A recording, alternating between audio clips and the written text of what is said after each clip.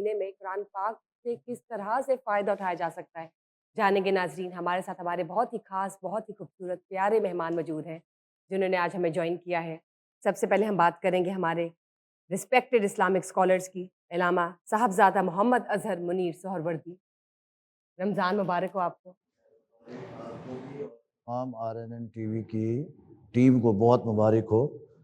पहले रमज़ान में पिछली बार हमारी जो पहली एपिसोड और पहला जो हमारा एक रमज़ान ट्रांसमिशन नाज़रीन 2025 में हुई RNN टीवी की, उसमें भी हमारे साथ वही मेहमान मौजूद थे रिस्पेक्टेड और बेहतरीन जो आज हमारे साथ है हमारे पैनल पर। आगे चलते रहे, इस्लामिक स्कॉलर इलामा सैयद फरहान हैदर आबदी जनाब, इन्होंने पिछले साल भी हमारे रमज़ान को 4 चाँद लगाए थे, आज भी हमारे साथ हैं, बहुत बहुत शुक्रिया। और नाज़रीन, तिलावत कुरान पाक और उसका तर्जुमा जो आपने सुना और जिन्होंने पेश किया, उनकी बात करते हैं। हमारे साथ साहबज़ादा मोहम्मद जावेद मुनीर सोहरवर्दी मौजूद हैं। तमाम आप सब मेहमानों को रमज़ान मुबारक हो। रमज़ान का बाबरकत महीना शुरू हो चुका है। ये वो महीना है जिसमें हम जो भी बात करेंगे बेहतरीन तरीके से कोशिश करेंगे कि अदा की जाए, नाज़रीन के साथ शेयर की जा सके और नेकियां समेटी जा सके, और हमारे ज़रिए किसी को कोई नेकी का रास्ता मिल जाए, कोई हिदायत का रास्ता मिल जाए तो क्या ही बात है। इलामा साहबज़ादा, आपसे इससे पहले कि बात की जाए, इस्माइल, आप भी जानते हैं कि कुरान पाक का जो नज़ूल है वो रमज़ान के बाबरकत महीने में हुआ। लैलतुल क़द्र की रात एक खूबसूरत आयत जो थी आसमान से हज़रत जिब्राईल अलैहिस्सलाम लेकर नाजिल हुए। मैं जानना चाहूँगी, जब बात करते हैं इक़रा बिस्मि रब्बिकल लज़ी ख़लक़ की, कि पढ़ो रब के नाम से, उस अल्लाह के नाम से जो एक है, पढ़ो अल्लाह के नाम से जिन्होंने तुम्हें पैदा किया, तुम्हें तख्लीक किया। इस आयत का ये बताइए, ये आयत इतनी डीप है, इस आयत के पीछे क्या है बैकग्राउंड, क्या तफसीर है? ये सबसे पहली आयत है जो कुरान पाक की नाज़िल हुई।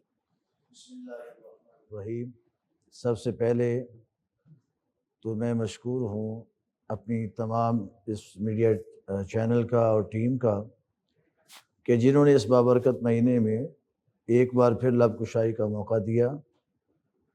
हम एक ऐसे बाबरकत महीने में दाखिल हो चुके हैं जिसका एक एक लम्हा, एक एक घड़ी इबादतों के साथ शुमार होती है। बेशक जिसमें सोना भी इबादत है, जागना भी इबादत है, और हमारा इस तरह दीन के मामलात में गुफ्तगू करना भी इबादत है। और ये सब अज़मतें क्यों मिली हैं? इसकी वजह क्या है? इसकी वजह सबसे बड़ी ये है कि कुरान फरमा रहा है, शहर रमज़ान अल्लज़ी उन्ज़िला फ़ीहिल कुरान, सुभान अल्लाह, कि रमज़ान का वो बाबरकत महीना है जिसमें कुरान नाजिल हुआ है। क्या बात है। नुज़ूल कुरान का ये एज़ाज़ है, ये अज़मत है कि जिसने इस पूरे महीने को मुक़द्दस बना दिया। इसके एक एक लम्हे को, एक एक घड़ी को, चाहे वो सहर की घड़ी हो या इफ्तार की घड़ी हो, इतना बाबरकत बना दिया कि मूसा अलैहिस्सलातु वस्सलाम अल्लाह की बारगाह में अर्ज़ करते हैं, ए मालिक, जैसे मैं तेरी बारगाह में हम कलाम होता हूँ, वैसे तो बेतकल्लुफ़ में कोई भी हम कलाम नहीं होगा या किसी को ऐसा एज़ाज़ नहीं मिलेगा। रब्बे ज़ुल जलाल ने फरमाया कि ए मूसा, जितना हमने तुम्हें अता कर दिया उसका शुक्र अदा करो, लेकिन आखिर ज़माना में हमारे महबूब की उम्मत आएगी, हम उससे इससे भी ज़रा बड़ा एज़ाज़ अता फरमाएंगे। अर्ज़ की मालिक, इससे बड़ा एज़ाज़ क्या हो सकता है? फरमाया, मूसा, जब मैं तेरे साथ हम कलाम होता हूँ तो 72,000 पर्दे तेरे और मेरे बीच में हाइल होते हैं, मगर उम्मत मुहम्मदिया को मैं सहर और इफ्तार के ऐसे लम्हे अता करूँगा, जब वो मुझसे दुआ करेंगे तो सारे हिजाबात हटा दूँगा। क्या बात है। बग़ैर पर्दे के मेरे साथ वो गुफ्तगू करेंगे, बग़ैर पर्दे के मुझसे मुलाकात करेंगे। ये तमाम एज़ाज़ात क्यों हमें अता हुए, किस वजह से अता हुए? उसका सबसे बड़ा जो महवर और मरकज़ है वो कुरान है। और कुरान के जैसे अभी आपने बताया कि सबसे पहली जो कुरान की आयत क्या नाज़िल, ही बात है, सुभान अल्लाह। अल्लाह रब्बुल इज़्ज़त ने इस आया मुबारका को अपने महबूब पे तन्हाई में और एक गार में नाजिल फरमाया। जिस गार में नाजिल फरमाया उसको गार हिरा कहते हैं, जिस पहाड़ पे नाजिल फरमाया उसे जबल नूर कहते हैं, پتھر کا پہاڑ ہے، مگر اس پر قرآن نازل ہوا تو رب نے فرمایا کہ محبوب اس کو عام پہاڑوں جیسا نہیں کہنا، اس کو جبل نور کہنا ہے، یہ پہاڑ بھی نور ہے، سبحان اللہ، اس کی نورانیت اور اس کی سب سے بڑی جو برکتیں ہیں وہ یہ ہیں کہ یہاں سے قرآن کی شعائیں اور کرنیں پھیلیں اور پورے کائنات کو اپنے لپیٹ میں لے لیا۔ یقیناً یقیناً، جبریل آتے ہیں، آقا علیہ السلام کئی روز کئی شب غار حرا میں آپ طویل سجدے فرماتے، قیام فرماتے، اللہ کا ذکر کرتے۔ تو رب کائنات نے جبریل کو بھیجا، جبریل جاؤ اور میرے محبوب کو قرآن کا تحفہ دے کے آؤ۔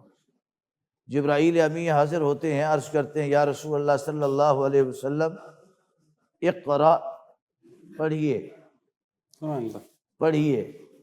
اور اللہ تبارک و تعالیٰ کو علم کے ساتھ کتنی محبت ہے۔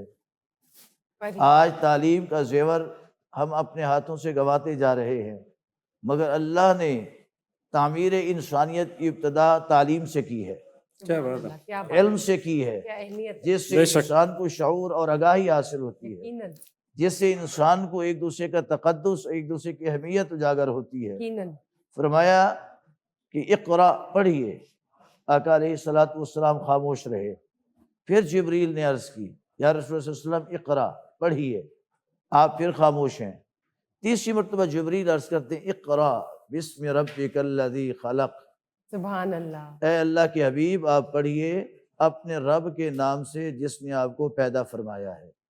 تو آقا علیہ السلام نے فرمایا یا جبریل ما انا بقارئ، اے جبریل میں کائنات میں کسی سے پڑھنے کے لیے نہیں آیا، میں تو پوری کائنات کو پڑھانے کے لیے آیا ہوں۔ کیا بات، سبحان اللہ، اور پھر اسی کے اندر اس کا دوسرا آپ دیکھیں، اقرأ بسم ربک الذی خلق، خلق الانسان من علق، اقرأ وربک الاکرم الذی علم بالقلم۔ کیا بات ہے، قلم، اس پوری سورہ کو آپ دیکھ لیں، اس کی ایک ایک آیت میں بڑے بڑے طویل مضامین جو ہے وہ پوشیدہ ہیں۔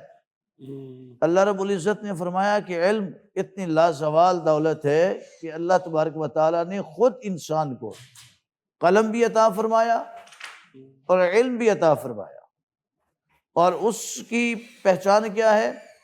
فرمایا کہ جس کے پاس علم اور قلم ہوتے ہیں وہ کائنات کا طاقتور انسان ہوتا ہے، بے شک، وہ کمزور انسان نہیں ہوتا۔ بے شک، دولت نہیں ہے، انسان اپنے آپ کو کمزور تصور کرتا ہے، منصب، دنیاوی منصب نہیں ہے، کمزور تصور کرتا ہے، یا خیش قبیلہ اس کا اتنا بڑا نہیں ہے، انسان کمزور محسوس کرتا ہے۔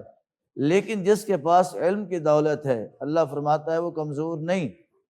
اقرأ وربک الاکرم، جب تو علم حاصل کرتا ہے رب تمہیں اکرم یعنی عزتوں والا بنا دیتا ہے، عزتوں کا تاج تمہیں پہنا دیتا ہے۔ اور آج ہماری جو نوجوان نسل ہے وہ علم سے بہت عاری ہوتی جا رہی ہے۔ علم کو سمجھنے کی بجائے ہم صرف جسٹ رٹا لگاتے ہیں، چاہے وہ قرآن کا ہو، چاہے وہ حدیث کا ہو، چاہے وہ ہم عصری علوم ہو، جسٹ پاس ہونے کے لیے، نمبرنگ کے لیے رٹا لگا لیا، مگر علم کو سمجھنے کے لیے ہم اس کو حاصل نہیں کرتے۔ جیسے قرآن ہے، ابھی قرآن کے ہم نے ان آیات کے حوالے سے پڑھا، ہم اس کو پڑھتے ہیں، بار بار پڑھتے ہیں، مگر اس کے مفاہیم کے متعلق ہم نے جاننے کی کوشش نہیں کی، ایسے ہی ہم نے اس کے مطالب کے حوالے سے سمجھنے کی کوشش نہیں کی ہے، ٹرانسلیشن نہیں کرتے ہم قرآن کو سے تلاوت کرتے ہیں کہ پڑھیں گے اس کو تو ہمیں ثواب ہوگا۔ جیسے رمضان کا مہینہ ہے، بالکل درست، ایک حرف کے اوپر لاکھ نیکیاں ہمیں مل رہی ہیں۔ آپ یہ جانیں کہ جس قرآن کو پڑھنے پر ایک حروف پر آپ کو 1,00,000 نیکی میسر ہوتی ہے، تو آپ اس کو سمجھ کے پڑھیں گے تو اللہ تبارک و تعالیٰ کتنا راضی ہو جائے گا۔ یہاں پہ آپ نے یہ بھی بتانا ناظرین کو، آپ نے حرف کی بات کی، حروف کی بات کی، یہ بتائیں کہ حروف سے مراد کیا ہے؟ الف لام میم ایک ورڈ ہے یا آپ الف کو ایک کنسیڈر کریں گے کہ اس کے پڑھنے سے نیکیاں؟ یہ ناظرین کو پتہ نہ ضروری ہے۔ بہت اچھا آپ نے یہ سوال اٹھایا ہے۔ قرآن جو ہے پہلے حروف ہے، حروف سے پھر کلمات ہے، کلمات سے پھر جملے ہیں، جملے سے مضامین ہیں۔ کیا بات ہے، اور اس کا جو ایک حرف ہے وہ الف ایک ہے، لام 2 ہیں اور میم 3 ہے، 3 ہے۔ اور قرآن اتنا طویل ترین مضمون ہے کہ جس میں 30 سپارے ہیں، 7 اس کی منزلیں ہیں اور 114 اس کی صورتیں ہیں، بے شک 557 اس کے اندر حروف ہیں، کیا بات 6666 اس کی آیات ہیں، سبحان اللہ 1,84,358 اس کے کلمات ہیں، 3,33,854 اس کے حروف ہیں، اور اس کے اندر بے شمار مضامین ہیں۔ ایک ایک آیت میں کئی کئی مضامین پوشیدہ ہیں، ایک ایک آیت کے کئی کئی ترجمے موجود ہیں۔ یقیناً مولا کائنات حضرت علی کرم اللہ وجہ الکریم، مولا مرتضیٰ مشکل کشا کرم اللہ وجہ الکریم، آپ سے کسی نے قرآن کے متعلق پوچھ لیا کہ آپ قرآن کے مضامین کے حوالے سے کیا فرماتے ہیں، اور آپ کو اتنا علم تھا قرآن کے اوپر، اتنا علم تھا، فرمایا میں جانتا ہوں کون سی آیت کس لمحے میں نازل ہوئی، پہاڑ پر نازل ہوئی یا غار میں نازل ہوئی،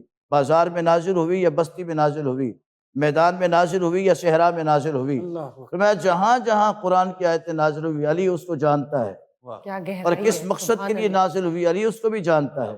سبحان اللہ آپ سے قرآن کی گہرائی کے حوالے سے، علوم کے حوالے سے سوال کیا گیا، تو میں تو مکمل قرآن کی بات کرتے ہو، اگر میں با کی جو نقطہ ہے نا بسم اللہ الرحمن الرحیم کی جو پہلی با ہے، تو میں اس نقطے کے اوپر لکھنا شروع کر دوں تو 80 یا 80,000 اونٹ اس علم کا بوجھ اٹھانے کے لیے بھی ناکافی ہیں۔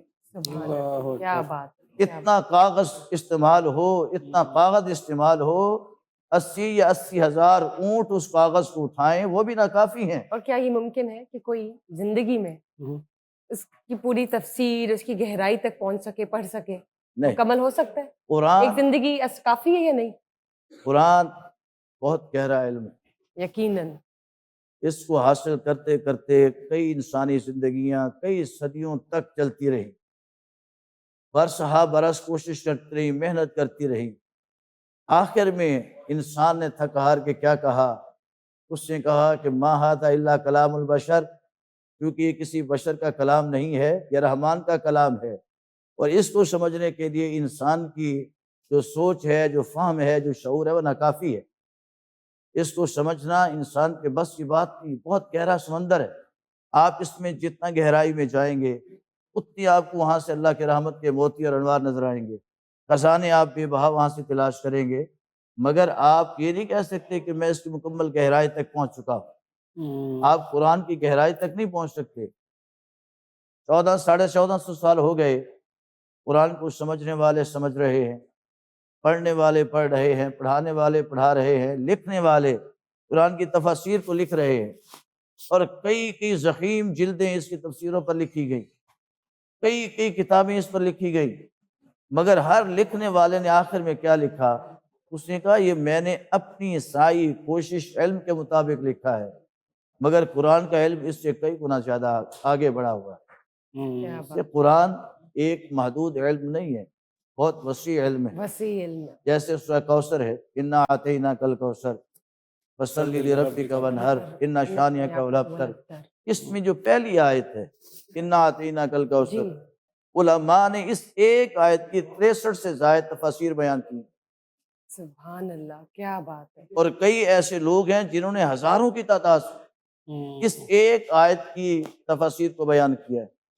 ایسے ہی الحمدللہ رب العالمین، اللہ کی وحدانیت، اس کی صفت و ثنا، اس کی ربوبیت، اس کی طاقت اور قدرت اور اختیار، اس کے اوپر یہ ایک آیت ہے، اور اس کے اوپر لکھنے والوں نے کئی کئی ہزار اپنے مضامین جو ہے اس کی فہرست جاری کر دی، کیا بات، مگر پھر بھی وہ لکھنے پر مجبور ہو گئے کہ قرآن اتنا وسیع علم ہے کہ ہم اس کو مکمل بیان کرنے سے قاصر ہیں۔ اور خوبصورت بات یہ کہ اتنا وسیع علم ہے جس کی حفاظت کا ذمہ اللہ نے خود لیا، یقیناً سبحان اللہ کیا بات کر دیا آپ یہ دیکھیں لوح محفوظ پر لکھا ہوا ہے، محفوظ پر لکھا۔ خود حفاظت لوح کرتے ہیں۔ محفوظ پر لکھا ہے، اور اتنا طاقتور علم ہے کہ اللہ نے زمین کے سامنے پیش کیا، زمین نے معذرت کر لی، ہم کتنے خوش قسمت کیا ہیں، بات، ایسے ہمیں ہی پڑھنے کی ہے۔ توفیق عطا فرمائی گئی ہے اللہ کی جانب سے، ورنہ تو لوگ ترستے کہ ہم قرآن پڑھ سکیں یا ہمیں کوئی پڑھا دے یا ہم کوئی ایک ورڈ پڑھ لے یا سن لیں۔ اللہ تعالیٰ سے ہم جتنا شکرانہ ادا کریں وہ کم ہے کہ ایک تو ہمیں رمضان المبارک نصیب ہوا،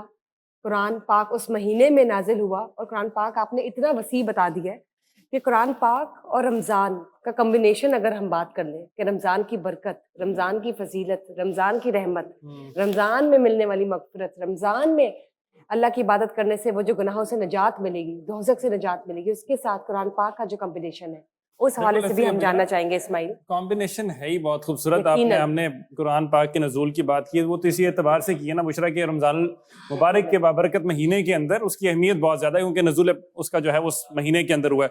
لیکن علامہ سید فرحان حیدر عابدی صاحب، ہم اگر آپ کو اپنی کانورسیشن کے اندر شامل کریں، آپ انجوائے کر رہے ہیں علامہ صاحب کی خوبصورت گفتگو کو، لیکن ہم چاہتے ہیں ہم آپ سے بھی سنیں۔ ہم جب رمضان المبارک کے بابرکت مہینے کی بات کرتے ہیں، ہم نے قرآن پاک کے نزول کی تو بات کی، اس کی آپ کو کس حد تک ہم سمجھ سکتے ہیں کہ جب ہم رمضان کا اسپیسیفکلی مہینہ، باقی 11 جو ہمارے مہینے ہیں، کس طرح سے، کس اعتبار سے، کس ایکسٹینٹ پہ مختلف ہے؟ اعوذ باللہ من الشیطان اللعین الرجیم، بسم اللہ الرحمن الرحیم، الحمدللہ الذی جعلنا من المتمسکین بولایت امیر المومنین علی ابن ابی طالب علیہ الصلوۃ والسلام۔ سب سے پہلے تو آپ کو اس ماہ مبارک کی سہارنن کی ٹیم کو، ناظرین کو، اور جو بھی اس سیٹ پہ حاضر ہیں ان سب کو مبارکباد پیش کرتا ہوں۔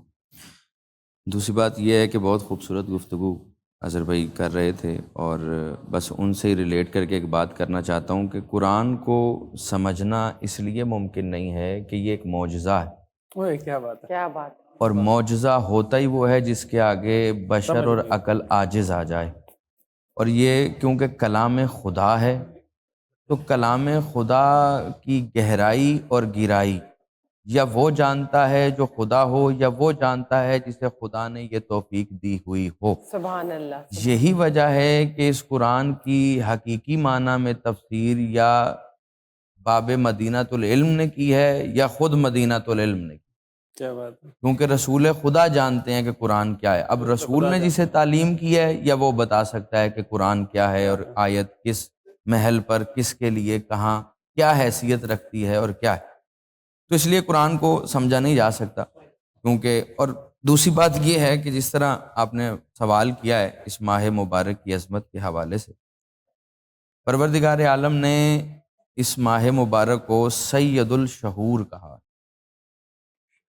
کیا بات ہے، 12 مہینے ہیں لیکن ان کا سردار ماہ رمضان المبارک سید الشہور، یعنی جتنے بھی ماہ ہیں، شعبان ہے، رجب ہے، محرم ہے، ربیع الاول ہے، لیکن شوال ہے، ہاں جی۔ خدا نے کیوں سید الشہور کہا کہ رمضان المبارک کے بارے میں پروردگار عالم نے کہا یہ میرا مہینہ۔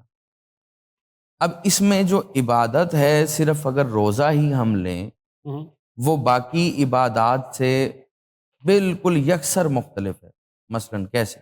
اب نماز پڑھتے ہیں، ٹھیک ہے، ثواب ملتا ہے۔ ٹھیک۔ نماز کے لیے آپ وہ ایک پریکٹس، ایک عمل کر رہے ہیں، تکبیرۃ الاحرام ہے، قرت ہے، رکوع ہے، سجدہ ہے، سارے معاملات۔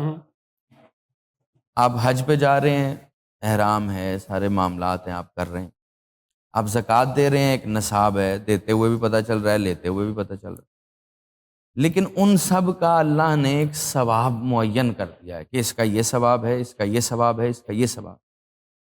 صوم، روزہ ایک ایسی عبادت ہے جس کے بارے میں پروردگار عالم نے کہا یہ میرے لیے ہے میرے لیے ہے، اور اس کا اجر میں ہوں۔ کیا بات ہے، کیا بات ہے، ثواب اجرت میں ہونا اور ہے، اللہ اکبر، اور اجرت میں خود الہ کا مل جانا اور ہے۔ اللہ اکبر، جب الہ مل جاتا ہے تو پھر باقی چیزیں تو معنی ہی نہیں رکھتی۔ نہیں، اب پروردگار عالم نے کیوں کہا کہ اس کی اجرت میں ہوں؟ کیونکہ باقی نمازوں میں فروعات میں پابندیاں ہیں، حج ہے تو کچھ چیزیں حج کے وقت پر حرام ہو جاتی ہیں، بعد میں حلال ہو جاتی ہیں، نماز کی بھی اس طرح بہت سارے معاملات۔ لیکن صوم اور یہ 30 دن، یہ ایام جس میں ہم روزہ رکھتے ہیں، اس میں ہماری پریکٹس ہوتی ہے حلال سے بھی بچنے کی، کیونکہ یہ ہمیں تزکیہ نفس سکھاتی، اور عبادت جب تزکیہ نفس سکھاتی ہے تو وہ پروردگار کے قریب تر کر دیتی ہے۔ پھر جو ہم قربتاً اللہ کہتے ہیں نا، اس کے قربتاً اللہ کے لیے بہترین چیز ہے تزکیہ نفس۔ یا تو آپ نفس کی لجام اپنے ہاتھ میں لے لیں یا اپنی لجام نفس کے ہاتھ میں دے دیں۔ اگر آپ نفس کے ہاتھ میں لجام دیں گے تو پھر نفس جو چاہے گا وہ کروائے گا۔ پھر آنکھ نفس کے اختیار میں ہے، زبان نفس کے اختیار میں ہے، کان نفس کے اختیار میں ہے۔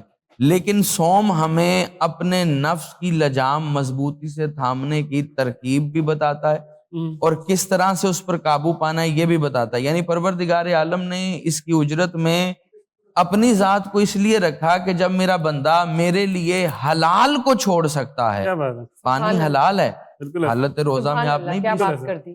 رزق جو اللہ نے آپ کو عطا حلال ہے, کیا ہے, حلال ہے. روٹی حلال ہے, یقیناً. گندم حلال ہے. جب آپ حلال سے بچنے کی ترکیب حاصل کر لیتے ہیں تو حرام سے آپ خود بخود بچنے کی ترکیب حاصل کر لیتے ہیں. 100%. اس لیے پروردگار عالم نے اس کی اجرت میں خود کو رکھا ہے اور اس کی اجرت معین نہیں کی. اب دیکھیں اس میں سب سے اہم چیز ہے زبان. آنکھ کا بھی روزہ ہے, کان کا بھی روزہ ہے. اب زبان پروردگار عالم نے زبان کے 32 پہرے دار بٹھائیں, 2 باب رکھیں, لیکن اس کے باوجود یہ بے لگام ہے. ایسے ہی, کیا بات, ایسے ہی. انسان کیا بات سب کر دی سے آپ نے. زیادہ گناہ 32 پہرے داروں کی موجودگی میں 2 چھٹانک کے گوشت کے ٹکڑے سے کرتا ہے. زبان. زبان. جھوٹ سب سے زیادہ بولا جاتا ہے, غیبت سب سے زیادہ کی جاتی ہے. اب خدا نے یہ جو ایک ماہ رمضان المبارک میں روزہ رکھا ہے نا, یہ وہ واحد عمل ہے کہ جب ہمارے ذہن میں ہوتا ہے نا کہ ہم حالت روزہ میں ہیں تو زبان پر قابو پایا جاتا ہے. غیبت نہیں کرنی, جھوٹ نہیں بولنا, جھوٹ بولا روزہ مکروہ ہو جائے گا, یہ کیا تو روزے کو یہ ہوگا. روزے کی صحت پر کس کس طرح سے اثر پڑے گا. بالکل بالکل. تو پروردگار عالم نے اسی لیے اس ماہ مبارک کو ایک تو قرآن اس میں نازل کیا, اور قرآن پاک جو ہے وہ خدا نے لیلۃ القدر میں, قرآن کے 2 نزول ہیں نا, ایک اجمالی ہے ایک تدریجی ہے. ٹھیک ہے. اجمالی صورت میں پروردگار نے لیلۃ القدر میں نازل کر دی, اور 23 سال کے عرصے میں بتدریج پروردگار عالم نے قلب مصطفیٰ پر معجزہ بنا کے نازل کیا. قبلہ اظہر صاحب ایک بات کر رہے تھے لیکن وہ بیچ میں آدھی رہ گئی, تو میں چاہتا ہوں اسے مکمل کر دیا جائے کہ جب پہاڑوں پہ نازل کرنا چاہا تو انہوں نے کہا ہم اس کا بوجھ نہیں اٹھا سکتے, اور خدا نے کہا اگر میں اسے پہاڑوں پہ نازل کرتا تو وہ خشیت سے ریزہ ریزہ ہو جاتا. اللہ اکبر, کیا وہ کمال ہے قلب پیغمبر کا, کیا بات, کہ جو پہاڑ برداشت نہیں کر سکتے, وہ بوجھ جو پانی برداشت نہیں کر سکتا, وہ بوجھ جو کوئی مخلوق برداشت نہیں کر سکتی, وہ اتنا بڑا بوجھ قلب مصطفیٰ نے برداشت. سبحان اللہ. سبحان اللہ, کیا بات کر دی. یہ کمال ہے آمنہ کے لال کا, عبداللہ کے در یتیم کا, اللہ اکبر. کہ پروردگار عالم نے قرآن جو نازل کیا وہ قلب مصطفیٰ پہ نازل کیا. اور رسول خدا کوئی معمولی ہستی نہیں ہے, بے شک. رسول خدا سید الانبیاء ہے. سید الانبیاء. قرآن سید الکتاب ہے, یعنی جتنی کتابیں نازل ہوئی ہیں ان سب کا سردار ہے قرآن. خدا نے ام الکتاب کو سید الشہور میں سید الانبیاء پر سید الملائکہ کے ذریعے نازل کیا. کیا بات ہے, یعنی یہاں سارا سلسلہ ہی سعادات کا اور سرداروں کا چل رہا ہے. کیا بات ہے. تو اس لیے ماہ رمضان المبارک کو تمام تر ایام میں, تمام تر ماہ میں اس لیے فضیلت حاصل ہے, اور پروردگار عالم نے اس مہینے میں مغفرت کو عام کر دیا ہے. آپ سو رہے ہیں تو عبادت ہے, آپ جاگ رہے ہیں تو عبادت ہے, آپ خاموش ہیں تو عبادت ہے. رسول فرماتے ہیں کہ بدبخت ہے وہ شخص کہ جس کی زندگی میں ماہ مبارک رمضان آئے اور وہ اپنے آپ کو گناہوں سے پاک نہ کر سکے, کیا بات کر دی, کیا بات. وہ جنت حاصل نہ کر سکے.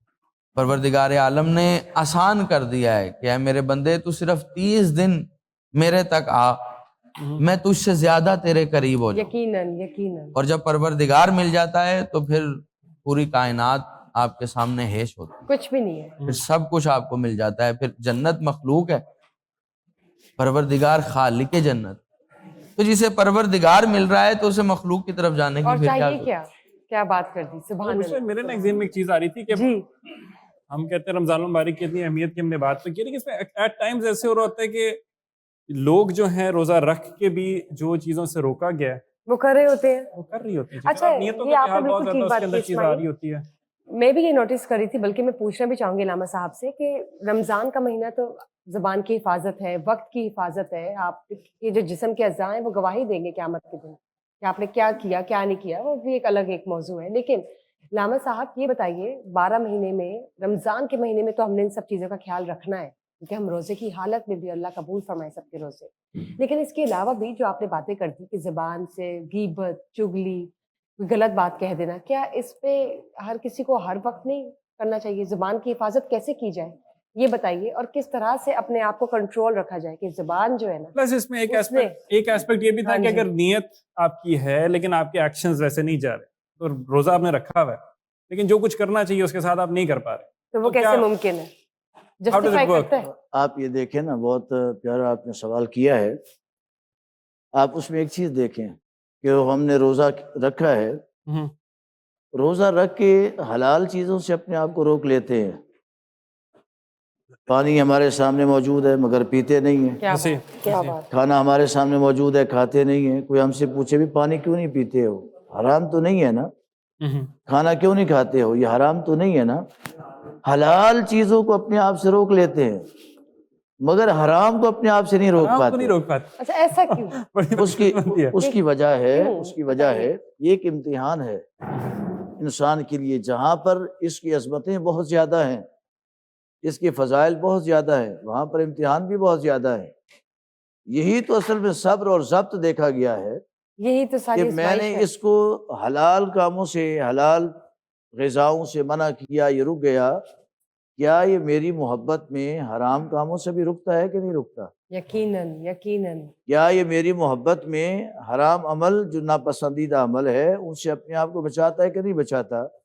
کسی نے سوال کیا بزرگوں سے کہ قرآن میں آتا ہے ان الصلاۃ تنہی عن الفحشاء والمنکر، کہ نماز انسان کو بے حیائی اور برائی سے منع کر.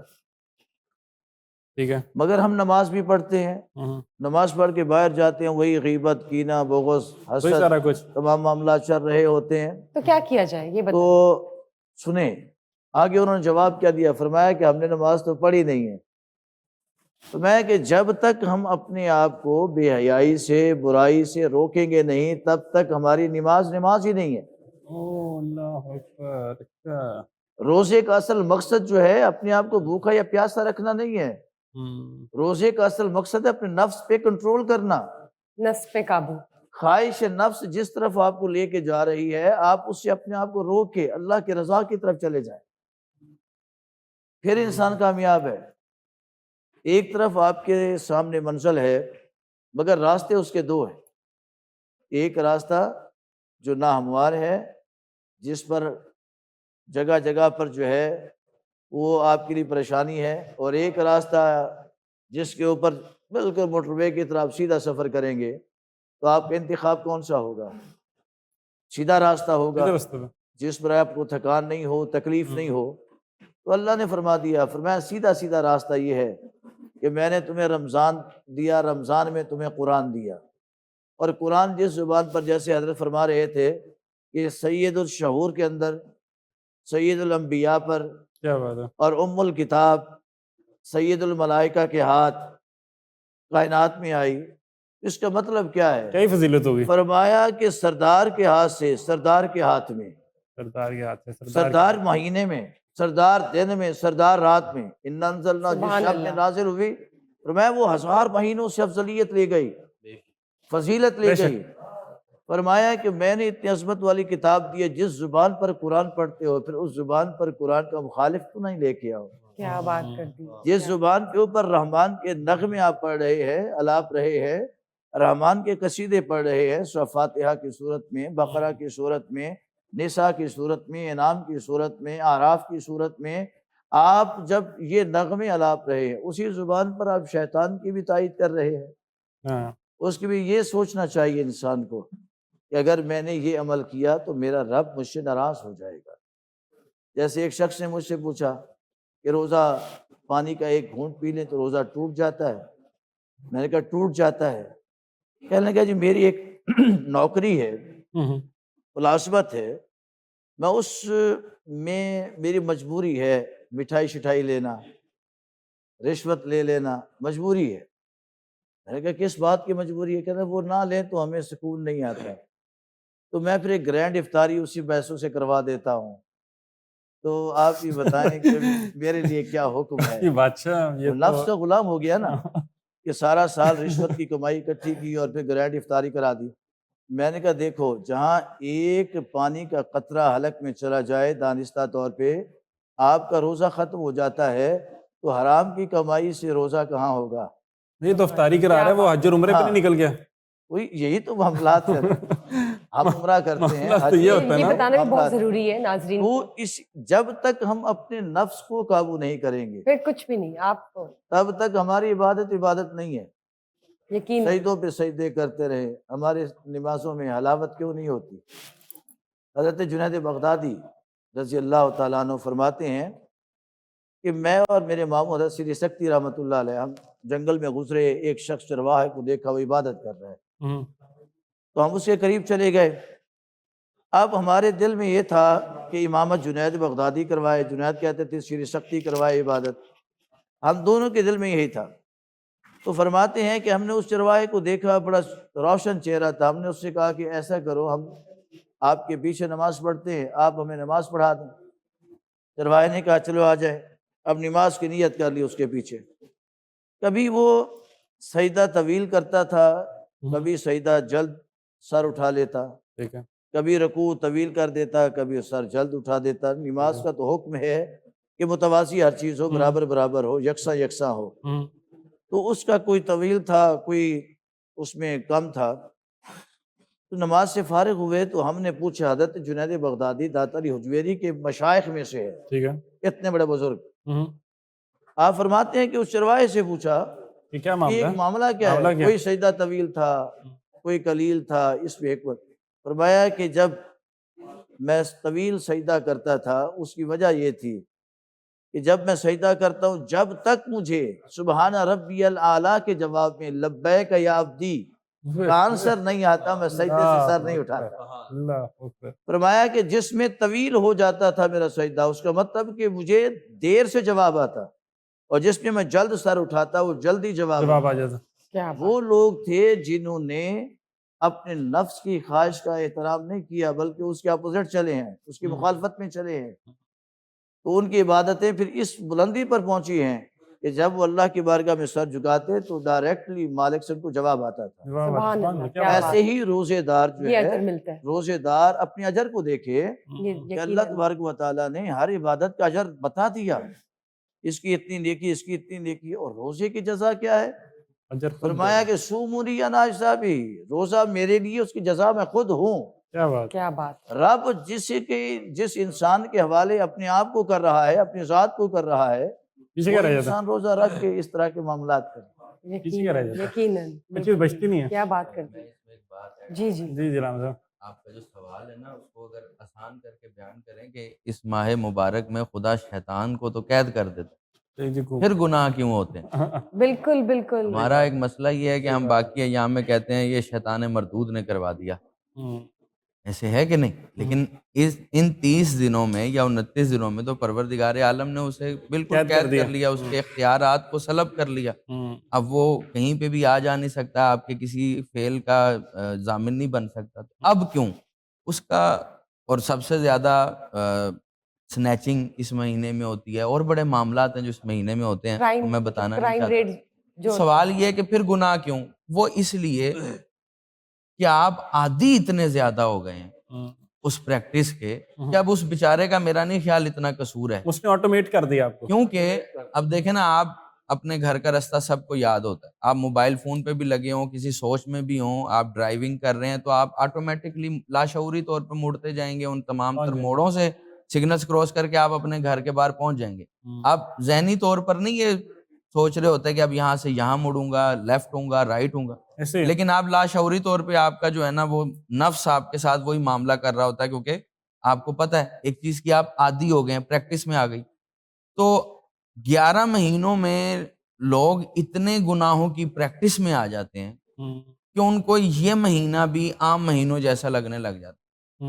پروردگار نے شیطان کو قید کر کے اس مہینے میں ہمیں ہماری حیثیت بتائی ہے کہ اگر اس مہینے میں بھی تم شیطان پر الزام دو کہ اس نے یہ گناہ کرا دیا ہے، تو کم از کم ہمیں اپنے آپ کا تزکیہ نفس کرنا چاہیے، اپنے دامن میں جھانکنا چاہیے کہ ہم خود کتنے عادی ہو گئے ہیں ان گناہوں کے کہ شیطان نہ بھی ہو تو ہم وہی وہی کام گناہ کر رہے ہیں۔ ریپیٹ کر رہے ہیں، بالکل ٹھیک بات کر دی آپ نے، صحیح بات ہے، نفس پہ قابو جس نے پا لیا اس نے پھر کامیابی پا لی، بے اس شک۔ نے کنٹرول پا لیا، اور اس نے سیدھا راستہ دیکھ لیا، اور اس کو دکھا دیا گیا، ہدایت مل گئی، یہ تو وہی والی بات ہے. دور حاضر میں تو بہت ہی مشکل ہوا کھڑا ہے نا. Let's being honest. ازمائش ہے اسماعیل. دیکھیے دور حاضر کی ہم بات کریں, ٹیکنالوجی کا ہم بھی حصہ ہے.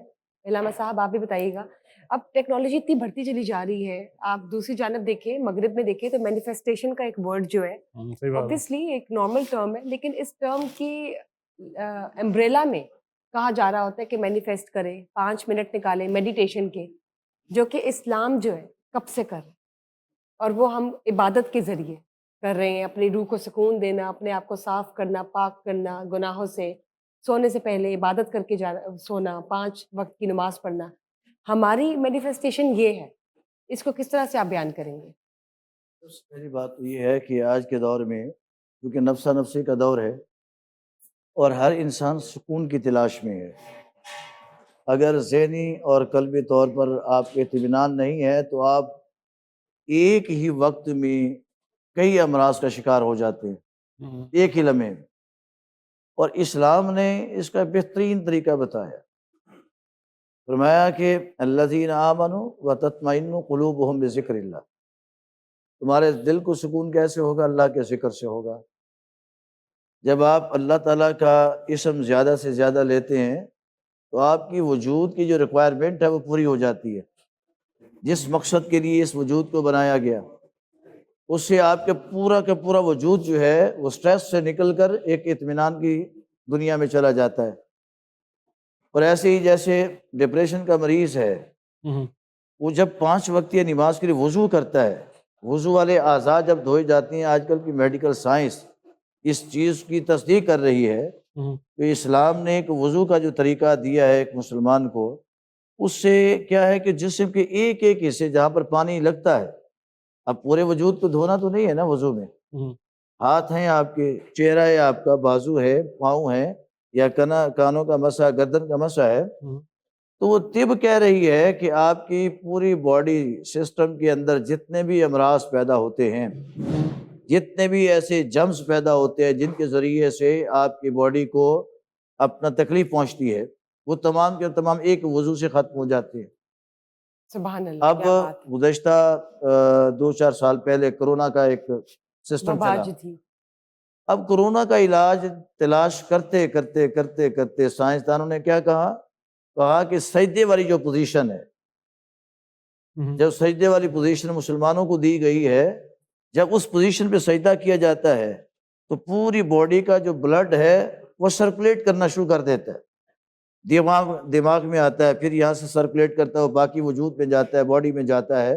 اس سے کیا ہوتا ہے کہ جسم کے اندر وہ حرارت پیدا ہوتی ہے جو اس طرح کے کرونا ہو یا کینسر ہو, اس طرح کے امراض کو ڈیڈ کر دیتی ہے, ان کے جرمز کو ڈیڈ کر دیتی ہے. انہوں نے کہا کہ یہ سجدہ سب سے خوبصورت عبادت. اور اس کے علاوہ جب ہم نماز کے لیے کھڑے ہو کر تکبیر کے لیے ہاتھ بلند کرتے ہیں, پھر قیام کرتے ہیں, کہتے ہیں یہ حرکتیں ہیں, یہ ہاتھوں کو باندھنا, یہ آپ کی ان باڈی سٹرکچر جو سسٹم ہے اس کو ایک ریلیکسیشن دیتا ہے. کیا بات ہے. ان کو ایک ایسی ایکسرسائز فراہم کرتا ہے جس سے انسان فالج جیسے امراض, شیٹیکا جیسے امراض سے اپنے آپ کو بچا لیتا ہے. ایسے ہی جب آپ رکوع کرتے ہیں یا سجدہ کرتے ہیں, آپ کی باڈی جو ہے وہ موو کر رہی ہوتی ہے, مختلف طریقوں سے حرکت کرتی ہے. اس سے یہ ہے کہ آپ کی جو کمرز کے مسلس ہے, آپ دیکھیں گے جو نمازی لوگ ہیں, نمازی آج کل تو نمازی بھی بڑے سول ہو گئے نا, تھوڑی سی تکلیف ہوئی انہوں نے کرسی پکڑ لی, ہاں ایسے ہی کرسی پکڑ لی, کرسی پہ بیٹھ کے نماز. پہلا کرسی سب سے آخری آپشن ہے, ہم فرسٹ آپشن کرسی کو رکھتے ہیں. فرسٹ آپشن رکھتے ہیں تو نماز نہیں ہوتی. ہماری مساجد میں ایک لائن بن چکی ہوئی ہے کرسی. جی پورا کلاس روم بنا ہوتا ہے, کلاس روم بنا ہوتا ہے. تو ہم کرسی کو اپنانے کی بجائے اگر ہم نماز کو صحیح طریقے سے ادا کریں, بالکل اس کے اصول کے مطابق, قوانین کے مطابق, تو ہمارا باڈی لیول بالکل درست ہو جائے گا. اب جیسے جو آپ نے بات کی, جو مغربی تہذیب کے لوگ ہیں جی, وہ اپنی نسلوں کو ایک پروگرام دیتے ہیں کہ آپ نے یہ کام کرنا ہے, یہ بننا ہے. 5 سال پہلے 10 سال پہلے پروگرام دے دیا, بچے نے ذہن میں فیڈ کر لیا. بالکل بالکل. پھر اسی کے اوپر وہ آہستہ آہستہ آہستہ آہستہ کام کرتا ہے, ورک کرتا ہے, اسی سوچ کو اپناتا ہے. اڈاپٹ کرتا ہے، اسی کے پیچھے بھاگتا ہے، کامیاب ہو جاتا ہے۔ تو ہمیں اسلام نے بتایا ہے کہ 5 وقت نماز اور قرآن کے ساتھ منسلک ہو جاؤ، تو آگے جا کے تمہیں اللہ تبارک و تعالیٰ کا قرب ملے گا، رسول اللہ صلی اللہ علیہ وسلم کی شفاعت ملے گی۔ یقیناً یقیناً ہم نے اس منزل کو کیوں چھوڑ دیا؟ اس کو اسلام نے ہمیں بتایا حقوق العباد کی پاسداری کرو، تمہیں سکون ملے گا۔ آپ دیکھیں کوئی گناہ والا کام کر لیں، کوئی بھی کر لیں، چھپ کر لیں یا ظاہر کر لیں، آپ کا ضمیر آپ کو ملامت کرتا ہے، لیکن آپ نیکی کا عمل کوئی بھی کر لیں، جسم ریلیکس ہو جاتا ہے، چہرہ آپ کا روشن ہو جاتا ہے، روشن ہو جاتا ہے۔ جیسے رمضان کا دل مہینہ ہے، مطمئن ہو جاتا ہے۔ لوگ سحر کروائیں گے، افطار کروائیں گے، راشن بیگ بنواتے ہیں، مختلف گھروں میں لوگوں کو تسلی دیتے ایک ہیں، element۔ بانٹتے ہیں، سخاوت کرتے ہیں، خرچ کر کے انسان کو تسکین مل رہی ہوتی ہے، بالکل بالکل ٹھیک۔ سکون۔ اگر وہی خرچ آپ کسی گناہ والے کام پہ کرتے ہیں تو آپ کا ضمیر لعنت و ملامت کر رہا ہوتا ہے آپ کو۔ آپ رات کو سوتے ہیں تو کئی آپ ٹیبلٹس لے کے سوتے ہیں، بغیر ٹیبلٹس کے آپ کو نیند نہیں آتی، لیکن آپ نماز 5 وقتیہ پڑھیں، قرآن پڑھیں اور لوگوں کے ساتھ حسن ظن رکھیں، اچھی سوچ رکھیں، یعنی پازیٹیو تھنکنگ رکھیں، لوگوں کے حقوق ادا کرتے رہیں، ان کی معاشی جو بدحالی ہے اس کو دور کرنے کی کوشش کریں۔ کوئی اگر رزق کی وجہ سے پریشان ہے، صحت کے معاملات میں پریشان ہے، آپ اپنی صلاحیتوں کو بروئے کار لاتے ہوئے اس کے کام آئیں، رات کو سوئیں گے پرسکون سوئیں گے، بہترین، کیا بات کیونکہ کہی آپ مخلوق نے۔ کی جو دعائیں وہ سرکولیٹ کر رہی ہوتی ہے نا آپ کے لیے، وہ آپ کے ذہن کو، آپ کی اندر کی جو فیلنگز ہیں اس کو سکون پہنچاتی ہیں، ہم محسوس نہیں کرتے ہیں۔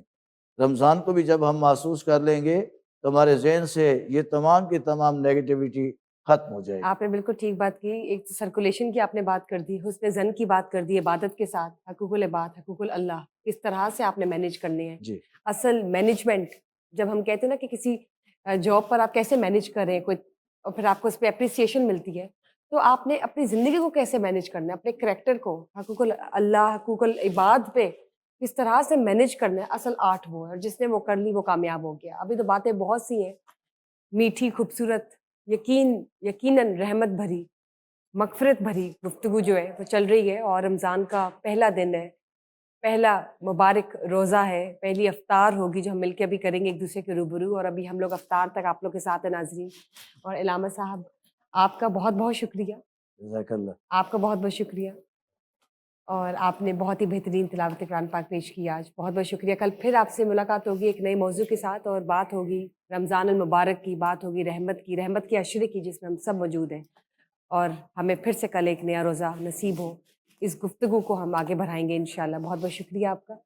اور ناظرین، اسی کے ساتھ ساتھ میں اور اسماعیل ایک بریک لیں گے، اور اسماعیل آپ نے یہ ضرور بتانا کہ یہ جو ربیسکا ہے یہ آخر کیا ہے، ربیسکا کون سی انڈسٹری ہے، ربیسکا ہے کیا، ذرا بتا دیں ناظرین۔ میرے خیال میں پچھلے ایک بار بریک میں چلے جاتے ہیں، بریک سے واپس آتے ہیں اور پھر ربیسکا کے بارے میں بتائیں گے، بیکاز بتانا تو بہت ضروری، بیکاز یہ رمضان فیضان ٹرانسمیشن جو ہے دس از پاورڈ بائی ربیسکا۔ ربیسکا کیا ہے، بریک سے واپس آتے ہیں اور آپ کو بتاتے ہیں، ہمارے ساتھ رہیے گا۔ Stay tune. سرپرائز اسماعیل، ہمارے ساتھ اور کچھ خاص نئے مہمانوں نے شرکت کی ہے رمضان کی آج پہلی لائیو ٹرانسمیشن میں۔ میں چاہوں گی کہ آپ ضرور بتائیں کہ کن دو خاص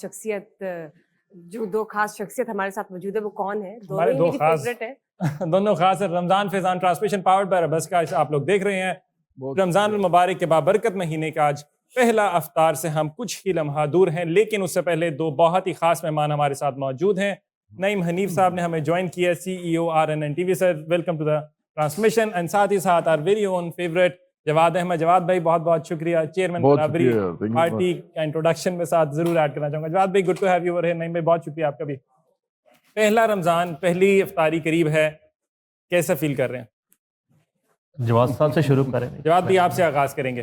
مجھے تو بڑا اچھا لگ رہا ہے، ہمیشہ کی طرح میں لاسٹ ٹائم بھی ٹرانسمیشن میں آیا تھا، نعیم تو بڑے میرے بھائیوں کی طرح ہیں، تو مجھے بڑا اچھا لگ رہا ہے، سیٹ اپ بڑا اچھا ہے، یہ جو لوگ جو اتنے زبردست انہوں نے ابھی یہ نعتیہ قوالی کی ہے، اور پھر ساتھ آپ کی ٹیم جو ہے وہ ساری کی ساری زبردست ہے، تو بہت اچھا لگ رہا ہے یہاں آ کے۔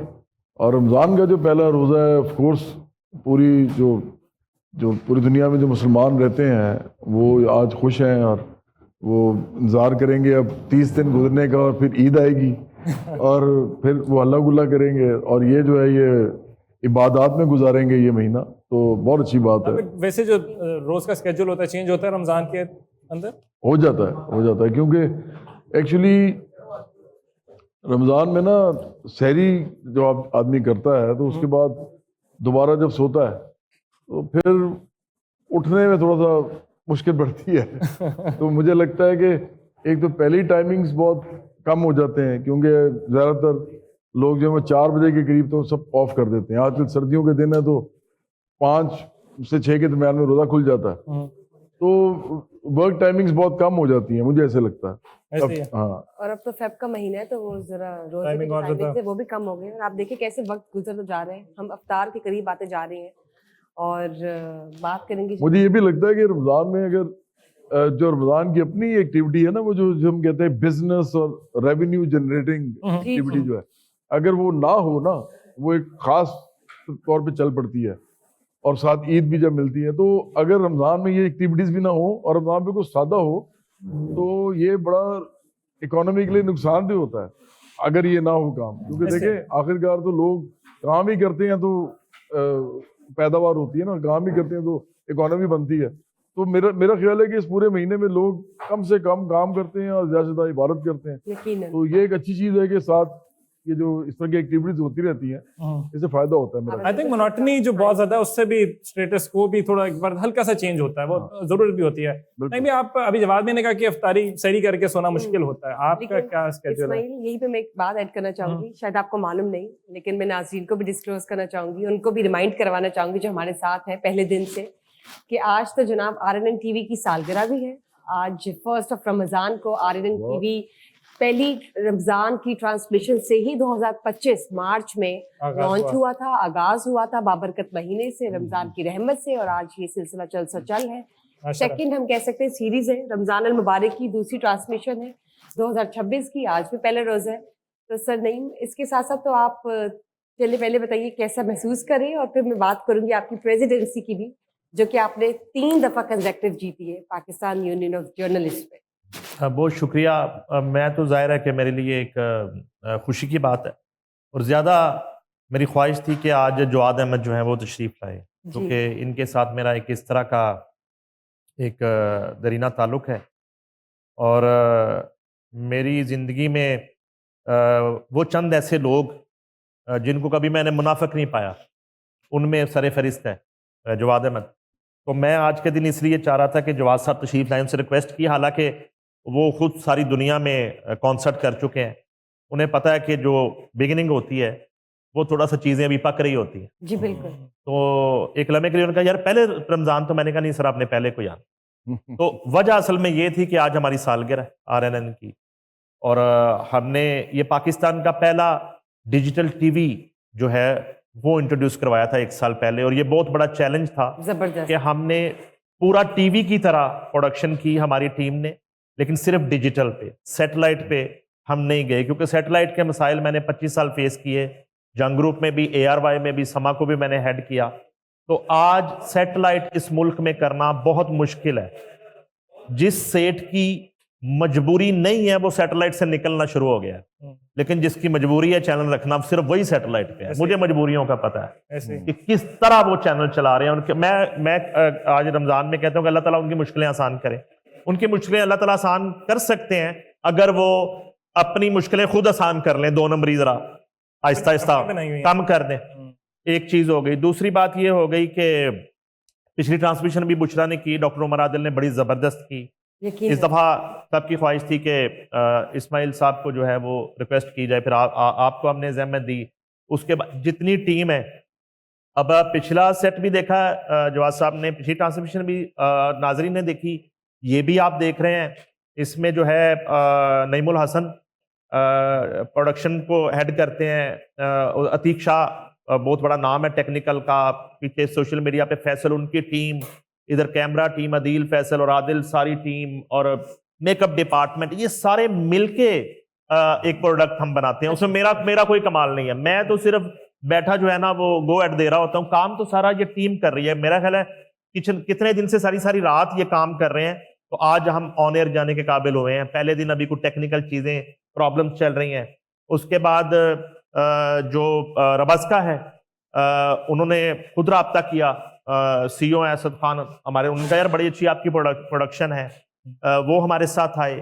اس کے بعد H U F C already ہمارے ساتھ ہے, ایچ یو ایف سی کے اندر ہی ہم یہ کر رہے ہیں, ورلڈ لارجسٹ جم ہے یہ جو ایچ یو ایف سی ہے, اور تمام تر فیسلٹیز ادھر موجود ہیں.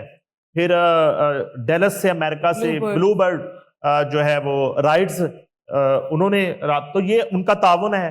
تو کہنے کا مقصد ہے کہ یہ ایک گلدستہ بنتا جا رہا ہے, اور الحمدللہ یہ پوری ٹیم یہاں پہ موجود ہے. Being a C O RNN TV یا ذمہ دار, الحمدللہ پورے سال کبھی ایسا نہیں ہوا کہ کبھی تنخواہ لیٹ ہوئی ہو, سیلری لیٹ ہوئی ہو. مجھے اس چیز کا مجھے اس چیز کا جو ہے نا, اب میں میری تو فنگر ٹپ پہ ہے, چونکہ میں ٹریڈ یونین کرتا ہوں, ٹھیک ہے, میری تو فنگر ٹپ پہ ہیں.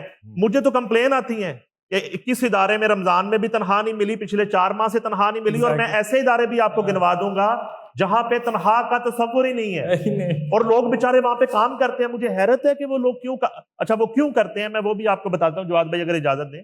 وہ اس لیے کرتے ہیں کہ وہ لوگ بےچارے وہ قلم کار ہیں, وہ لکھاری ہیں, کوئی کاپی پیسٹر ہے, کوئی کمپوزر ہے, وہ اس کے علاوہ کچھ نہیں کر سکتے, انہیں کچھ آتا ہی نہیں ہے. اچھا, وہ چونکہ ایک پڑھے لکھے جو ہے نا وہ کمیونٹی سے ان کا تعلق ہے, اور وہ کوئی ایسی 2 نمبریں بھی نہیں کر سکتے کہ وہ کہیں جا کے جو ہے نا اپنے بچوں کا پیٹ پالے. تو مجبوری ہے کہ وہ اس آس پہ کبھی نہ کبھی سیٹھ کو شرم آئے گی اور وہ تنخواہ دے دے گا. اور ہم لوگ پھر جو ہے نا Punjab union of journalist Lahore press club ہے, ہم لوگ پھر پریس ریلیزیں جاری کر کے فون کرنے پڑتے ہیں ان مالکان کو, ان ایڈمنز کو, کہ کم از کم رمضان میں تو سیلری دے دیں, کم از کم عید پہ تو سیلری دیں. نہیں بھی اس میں ایک چیز ایڈ کریں, وہ والے چینل بھی ہیں جنہوں نے سیلریاں نہیں دی, راشن دے دیے, تصویریں بنوا لی ہیں بھائی. اچھا مزے کی بات بتا دوں آپ کو, وہ راشن بھی کہیں سے آتا ہے چینلوں کو, وہ بھی کہیں سے, اور وہ اپنے نام سے دے دیتے اپنے نام سے وہ اخوت والے دے دیتے ہیں, جماعت اسلامی والے دیتے ہیں, میری فنگر ٹپ پہ ہیں. اچھا ایک بات ہوگی, اور ایک بات صرف میں کر کے پھر جواد صاحب سے آپ بات کریں. میں بڑی امپورٹنٹ گفتگو ان سے باتیں کرنی ہے. میں دیکھیں آپ سوال کر رہے تھے, اس سے پہلے اسکالر سے بھی کر رہے تھے, آپ نے جواد صاحب سے بھی کی جی. فرسٹ رمضان, پہلے رمضان کی اہمیت بھی وہی ہے, باقی 29 روزوں کی اہمیت بھی وہی ہے, اس مہینے کی اہمیت بھی وہی ہے, اور سال کے 11 مہینوں کی اہمیت بھی وہی ہے, صرف سمجھنے کی بات. لیکن ہم سالانہ مسلمان بن جاتے, ہم رمضان میں آ کے رمضان کی فضیلت کی بات کرتے ہیں, ہم انسانیت کی بات کرتے ہیں, اخلاقیات کی بات کرتے ہیں, ہم ریلیجن کی بات کرتے ہیں. نہیں, ایسا نہیں ہے. یہ تو اگر اسلام ہے, ہم مسلمان ہیں, تو وہ تو 12 مہینے ہیں جب تک ہم زندہ, تو وہ شیطان کو پھر 12 مہینے آپ جکڑ کے دکھائیں نا. 1 مہینہ کیوں آپ نے جو ہے نا شیطان کو جکڑنے کا ایک وہ بنا لیا ہے, اور وہ اس کو آپ نے سزا دے دی, اور آپ جو ہے نا آپ آزاد ہیں, اور وہ جکڑا گیا 11 مہینے, آپ جکڑے جاتے ہیں, وہ آزاد ہو جاتا ہے. ایسا نہیں ہے. آپ نے کسی کا حق نہیں مارنا تو پھر 12 مہینے نہ مارے. آپ نے کسی کے حقوق سلف نہیں کرنے تو اگر آپ نے سچ بولنا تو پھر 12 مہینے بولے. رمضان میں آپ کے سچ کا کوئی فائدہ نہیں. ٹرو. آپ نے اگر صدقے دل سے آپ کو اللہ تعالیٰ نے استطاعت دی ہے, آپ نے کسی کی خدمت کرنی تو پھر 12 مہینے کر. بہترین میں نہیں مانتا اس بات کو کہ رمضان میں جو ہے نا وہ کسی کی خدمت کرنا جو ہے وہ افضل ہے, اور 11 مہینوں میں افضل نہیں ہے. اب 11 مہینے آپ نے جھوٹ بول لینا, صرف رمضان میں آپ نے سچ پہ عمل پیرا رہنا ہے, تو آپ پکے سچے مسلمان ہیں. میں ان چیزوں کو نہیں مانتا. بالکل بہترین بات کی, زبردست. آپ کیا کہنا چاہیں گے؟ یہ بھی ہوتا ہے نا, ایکسکلوسیوٹی ہو جاتی ہے. لوگ کہتے ہیں کہ چلو یار اگر اس مہینے میں زیادہ نیکی کرنے کا فائدہ ہے, اور جو گناہ ہے وہ نہ کریں تو اس کا نقصان کم سے کم ہے, تو پھر اس کا مطلب ہے کہ وہ 11 مہینے آرام سے کرتے رہتے ہیں, اور اس مہینے آگے وہ سارے گناہ بخشوا لیتے ہیں. تو یہ کانسیپٹ ہے, یہ مائنڈ سیٹ کہہ سکتے ہیں. یہ مائنڈ سیٹ ہے اس طرح کا کہ جس میں نا مجھے لگتا ہے کہ مذہب جو ہے نا بڑی خوبصورت چیز ہے. یہ ہر انسان کا معاملہ ہے, خدا کے ساتھ جو تعلق ہے, اور ہر انسان کا یہ ذاتی معاملہ ہونا چاہیے. لیکن ہم نے نا مذہب کے بجائے مذہبیت جو ہے اس کو فروغ دیا ہے. مذہبیت یہ ہوتی ہے کہ آپ نے اپنے مذہب کو ہر جگہ وہاں پہ اس کی بات کرنی ہے جہاں پہ اس کی بنتی ہی نہیں ہے. آپ سائنس کی بات ہو رہی ہے, آپ اس کو لے آئیں گے. آپ سوشل سائنسز کی بات ہوگی, آپ اس کو ریلیونسی. آپ کو اس کو ایسے رکھنا چاہیے جیسے ہر انسان کا خدا کے ساتھ ایک رابطہ ہے. اور پھر ایک بات آپ کو اور بتاؤں گے, یہ تمام انسان اس قریش میں جو رہتے ہیں, ان میں 1.5 ارب مسلمان ہیں, باقی سارے جو ہیں وہ 8 ارب کے قریب جو ہیں وہ مسلمان نہیں ہیں, ان کا بھی تو خدا ہے نا, انہوں نے بھی اس سے رابطہ قائم کرنا ہوتا ہے. تو ہماری جو عبادات ہیں بیسیکلی اگر اچھا ہمیں انسان نہیں بنا سکتی نا, پھر تو فائدہ نہیں ان عبادات کا. بات تو شاید آؤٹ آف کانٹیکسٹ اس اعتبار سے ہے, مذہب کے اعتبار سے بنتی نہیں ہے, ٹرانسمیشن کے اعتبار سے, لیکن آپ کا بڑا اچھا پوائنٹ ہے. ایکسپلائٹیشن آف ریلیجن جو ہے وہ ایک ریالٹی ہے, بالکل مذہب کو ہم نے بیچا ہے بہت زیادہ یار, بہت زیادہ. اعتبار سے ہم نے, اگر ہم اس کو تاریخ کے اندر نہیں بھی دیکھے جائیں, 1648 کے اندر یورپ نے 30 ایئرز وار کے بعد سیپریٹ کیا تھا اسٹیٹ افیئرز سے ریلیجن کو. بالکل ہم لوگ آج کے دور حاضر کے اندر بیٹھتے, جیسے آپ نے 11 مہینے ہم نے چوری کرنی ہے, حرام کھانا ہے, حق مارنا ہے, تنخواہیں نہیں دینی, سب کچھ کرنا ہے, ہپوکریسی رکھنی ہے, لیکن نام جی Pakistan land of the pure, land of the hypocrites ہمیں نہ کہو. ہم مذہب کا استحصال کریں گے, استعمال نہیں کریں گے. اسماعیل میں تو سمجھتا ہوں اتنی اچھی آپ نے بات کیا, نوجوان آدمی ہیں اور آپ نے جو اتنا ایکسپیرینس لائف میں نہیں, اتنا ہم دونوں کا ہے یا اور لوگوں کا بھی ہوتا ہے, لیکن آپ نے بالکل مستند بات کی ہے. دیکھیں یہ جو separation of religion and church and state جو ہے, یا ریلیجن اینڈ اسٹیٹ ہے, میرا اپنا ہی خیال ہے کہ یہ آرڈر آف دا ڈے ہے. اگر آپ سے سمجھتے ہیں نا کہ دنیا میں پاکستان, اسرائیل, انڈیا, اس طرح کے جتنے بھی ممالک ہیں جو کہ ایون مڈل ایسٹ بھی ہے اور بھی ملک ہیں جہاں پہ ہم مذہب کو اس حد تک لوگوں پہ, اور وہ بھی اپنا آپ کی انٹرپریٹیشن جو ہے, آپ کی تو آپ کی اپنی ہے, کیونکہ سنیوں کی اپنی ہے, بریلویوں کی اپنی ہے, دیوبندیوں کی اپنی ہے, شیعوں کی اپنی ہے. ریلیٹو کہتے ہیں, ریلیٹو کانسیپٹ ہے سب. ہاں جی, اپنا اپنا جو کانسیپٹ ہے یا انٹرپریٹیشن ہے قرآن کی, حدیث کی, فقہ کی. بالکل. تو جب آپ اس کو ٹھونستے ہیں نا دوسرے کے اوپر, اور آپ اس کو پھر ریاست کی مذہب بنا لیتے ہیں, کور دیتے ہیں, ہاں, تو دیکھیں یہ ایسے ہو جاتا ہے کہ پھر ایک شیعہ ریاست بنتی ہے, ایک بریلوی ریاست بنتی ہے, ایک دیوبندی بنتی ہے. سیگریگیشن ہو جاتی ہے. وہ اس کو کہتے ہیں آپ سب مسلمان ہیں, لیکن ہوتی وہ ان کی کہتے ہیں کہ ریاست کا اگر مذہب ہوگا تو فرقہ بھی ہوگا. یونٹی بن, تو اس لیے مجھے لگتا ہے کہ ہمارے ملک میں نا اس پہ بات ہونی چاہیے بہت زیادہ, کہ لوگوں کو دیکھیں, خاص طور پہ اب یہ میرے سامنے قوالی ہو رہی تھی اسی ملک میں جہاں قوالی ہو رہی ہے, اتنا مجھے مزہ آ رہا تھا, اتنا انہوں نے خوبصورت کلام پڑھا ہے, رسول اللہ علیہ وسلم کے بارے میں بھی پڑھا ہے, اور مجھے بڑا مزہ آ رہا تھا, اور ان کی ایکسپرٹیز بھی بڑی اچھی تھی. لیکن اسی ملک میں لوگ کہیں گے جی یہ تو موسیقی حرام ہے.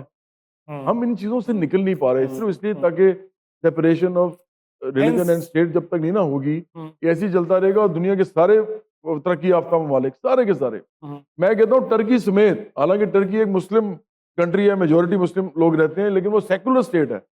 جتنے بھی ترقی یافتہ ممالک ہیں, چاہے وہ سوشلسٹ ہوں, چاہے کمیونسٹ ہوں, چاہے کیپٹلسٹ ہوں, سارے سیکولر ہیں. ابھی ایک چیز سمجھیے نا, سیکولر کا مطلب غلط لیا جاتا ہے, کہتے ہیں لا دینیت. غلط ہے نا, غلط, گاڈلیس نہیں ہے, secular does not mean being بالکل نہیں ہے گاڈلیس. اس کا مطلب. اسی سے جڑی ہوئی ایک بات نا, وہ جواز صاحب سے جواب اگر آ جائے تو زیادہ بہتر ہے. پی ٹی آئی جو ہے نا وہ دھرنے دے رہی تھی اور وہ احتجاج کر رہی تھی, سڑکوں پہ تھی, تو انہوں نے جو ہے نا وہ رمضان کے احترام میں احتجاج ختم کر دیا ہے. اگر تو وہ سیاست کے لیے, ملک کی خدمت کے لیے یہ احتجاج کر رہے تھے, پروٹیسٹ کر رہے تھے, اپنے رائٹس کے لیے کر رہے تھے, تو رمضان کہاں منع کرتا ہے رمضان میں کہ تو آپ رمضان میں سیاست نہ کریں, اپنا حق نہ مانگیں اور آپ خدمت نہ کریں. وہ احتجاج ختم کر دیا ملک بھر میں. کیونکہ ریلیجن کارڈ جو ہے نا وہ تو آپ کو یاد ہوگا, ویسے صرف یہ نہیں کرتے, سارے ہی کرتے ہیں, لیکن مجھے ان کے حوالے سے ایک بات یاد آ رہی ہے کہ وہ قاسم سوری نے جب کہا تھا کان میں کہ ٹرک کے اوپر وہ ریلیجن کارڈ یا کیا کہا تھا, اسلامی ٹچ. تو دیکھیں ہماری سوسائٹی اسی لیے تو یہاں پہ ٹچ چلتا ہے نا, سب کرتے ہیں, میں بالکل, لیکن ہم نہیں کرتے. اسماعیل برابری باڑی نہیں کرتی ہے, ہم تو بالکل یہ کام نہیں کرتے. میں آپ کو پتا ہے اس جگہ جو آیا ہوں نا, میں سب سے پہلے انسان ہوں, اس کے بعد میرا مذہب ہے, مسلمان ہوں. میں پاکستانی بھی ہوں, مسلمان بھی ہوں, میں سوشلسٹ بھی ہوں ویسے تو, لیکن میں انسان سب سے پہلے ہوں. اور انسان جب تک آپ کو بتائے نا کہ اس کا مذہب کیا ہے آ کے, یا اس کی قوم کیا ہے, یا اس کا صوبہ کیا ہے, یا اس کی نسل کیا ہے, آپ بتا ہی نہیں سکتے وہ کون ہے. اس کا مطلب وہ صرف انسان ہے. جب تک وہ بتائے گا نہیں, اپنا تعارف پورا نہیں کرائے گا, تو آپ کو ایک سیکنڈ میں یہ ضرور پتا چل جائے گا یہ انسان ہے. تو انسانیت سب سے پہلے ہے, سب سے پہلے, کوئی شک ہی نہیں ہے. اور اگر ہم اس جگہ بیٹھ کے انسانیت کا پرچار نہیں کر سکتے نا, تو پھر ہمارے مذہب کا بھی کوئی فائدہ نہیں ہے. انسانیت جب کہا گیا, ایدی صاحب نے کہہ دیا انسانیت سب سے بڑا مذہب ہے, ہم نے تو اس کو بھی کنٹروورشل بنا دیا کہ یہ کیا کافرانہ بات کرتے ہیں. حالانکہ وہ کچھ اور بات کر رہے تھے. پوائنٹ واز کہ اگلے کے حقوق نہ مارو, حق نہ مارو. Religion is the opium of the masses. مجھے وہ بات یاد آتی, بات بالکل ٹھیک پھر کرتے ہیں. جس کانٹیکسٹ میں وہ کہا تھا نا انہوں نے, مارکس نے کہا تھا, کارل مارکس کا مطلب یہ نہیں تھا کہ یہ ایکچولی یہی ہے، اس کا مطلب تھا کہ اس کو اس طرح یوز کیا جاتا یوز کیا جاتا ہے، ایکسپلائٹ افیون کیا کی طرح، جاتا ہے، تاکہ افیون لوگوں کی کو طرح سلا دو، سلا دو، ان کو کہو کہ یار سوال ہی تم نے نہ تو کریں۔ اپنے حقوق کی بات ہی نہیں کرنی، کوئی امیر بھی خدا نے Constitution کی بنایا، بات ہی نہ کریں۔ غریب بھی خدا نے بنایا، ہوں۔ تو وہ پھر سب اوپیوم ان کو برابر دے گی ہے، آپ نے۔ سب اچھا برابر اگر ہے۔ اجازت دیں تو میں ایک سوال جی جی جی نہیں بھائی، جواد صاحب آپ کا کریئر پیک پہ تھا اور وہ بھی ایک خدمت ہی تھی میوزک کرنا، اور وہ اس طرح کی خدمت تھی جس سے آپ کی بھی خدمت ہو رہی تھی ہاں جی فائنانشلی، بالکل ہو رہی تھی۔ تو اس کو پیک پہ چھوڑ کے آپ نے اس خدمت کا فیصلہ کیوں، کیسے، اور پاکستان جیسے ملک میں جہاں سیاست جو ہے نا وہ اس طرح کی نہیں ہے جیسی ویسٹ کی سیاست ہے، تو آپ نے کیوں یہ فیصلہ کیا، کیسے کیا، کیوں یہ ضرورت محسوس کی، اور آج کے دن تک اپنے فیصلے کو آپ کیسے دیں؟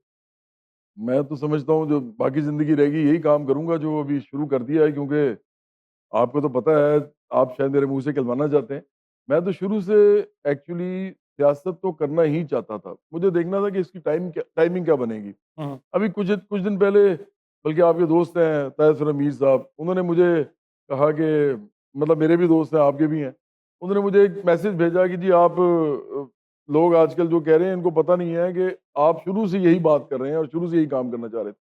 تو میں نے ان کا پیار سے میسج تھا، نعیم جو ہے نا، انہوں نے میرے ساتھ جو ٹائم گزارا ہے زندگی میں، اس میں انہوں نے ہر میرا تھک اینڈ تھن میں جو کچھ میرے خیالات تھے، میرے جو عمل تھے، وہ سارے دیکھے میں۔ ہم جب زلزلہ آیا، سیلاب آیا، کچھ بھی ہوا، تو نعیم کو پتا تھا میں بھی کیا کر رہا ہوں اور یہ بھی اپنی جگہ پہ کر رہے تھے، اور ہم نے مل کے بھی کیا۔ پھر میں نے کھولے، جب اسکولز کھولنے میں سب سے زیادہ جو آج تک میری مدد کی ہے کسی نے میڈیا میں، وہ نعیم نے کی ہے، کیا بات ہے، کیونکہ ویری نعیم جو ہے نائس، نا، یہ کیا اس بات کے ہے، اندر ایک بہت ہی زبردست دوستی۔ حساس دل ہے۔ کیا بڑے بات کم ہے۔ لوگوں کو پتا ہے کہ یہ نا ایک بہت جذباتی آدمی ہے، اندر سے بہت جذباتی آدمی ہے۔ ان کو پتا ہے کہ دنیا میں کیا کیا ہو رہا ہے، نظر سب چیزوں پہ ہوتی ہے۔ میں شروع سے ان کو کہتا تھا کہ یار آپ نا بڑی چیزیں کرو گے آگے جا کے، کیونکہ آدمی کی نظر بھی ہونا اور درد مندی بھی ہونا، یہ بڑی بہت بڑی زبردست بات ہے، بات ہوتی ڈیڈلی کامبو ہے۔ ہے۔ ہاں، تو اور چونکہ وہ ہر اس انسان میں جس میں ہوتا ہے نا، وہ پھر کچھ نہ کچھ بڑا کرنے کی کوشش ضرور کرتا ہے، تاکہ زیادہ سے زیادہ بہتر وائٹیلٹی کے ساتھ، افیکٹیوٹی کے ساتھ نا اس کا ہورائزن ایکسپینڈ کر جائے۔ اچھا، یہ میرا اپنا ہی خیال ہے کہ جب میں نے یہ سوچا تھا نا، کالج یونیورسٹی کی بات ہے کہ میں نے سیاست کرنی ہے، تو مجھے ایک عجیب میرا چانس بنا کہ میں تو کرکٹ کھیل رہا تھا، میں تو فرسٹ کلاس کرکٹ کھیل رہا تھا کہ یار اس میں سے کچھ بن جائے، میں مشہور ہو جاؤں تو میں پھر کچھ اور کر سکوں گا۔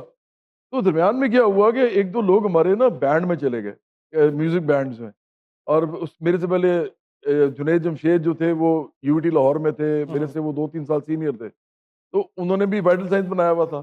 تو میں نے جب دیکھا نا، میں نے کہا یار یہ تو میرا ایسا کام ہے جو مجھے آتا ہے۔ میں فلوٹ بجاتا تھا، بانسری، پھر میں کی بورڈ بھی تھوڑا بہت کارڈز وارڈز بجاتا تھا، اور گاتا میں بہت زیادہ تھا، مطلب اچھا تو نہیں کہوں گا، زیادہ گاتا تھا، مجھے بڑا مزہ آتا تھا۔ پریکٹس ہی ہوتی ہے۔ میرے بھائی بھی، میرے گھر میں بھی موسیقی تھی، میرے والد صاحب بڑے شوقین تھے موسیقی کے، بلکہ میرے والد صاحب بھی بانسری بجاتے تھے، ویری نائس۔ تو ان سے میں نے مجھے ان کو دیکھ کے شوق ہوا تھا۔ لیکن وہ ادروائز پروفیسر تھے ہاں، پروفیسر تھے Education پولیٹیکل سائنس، کسی کالج۔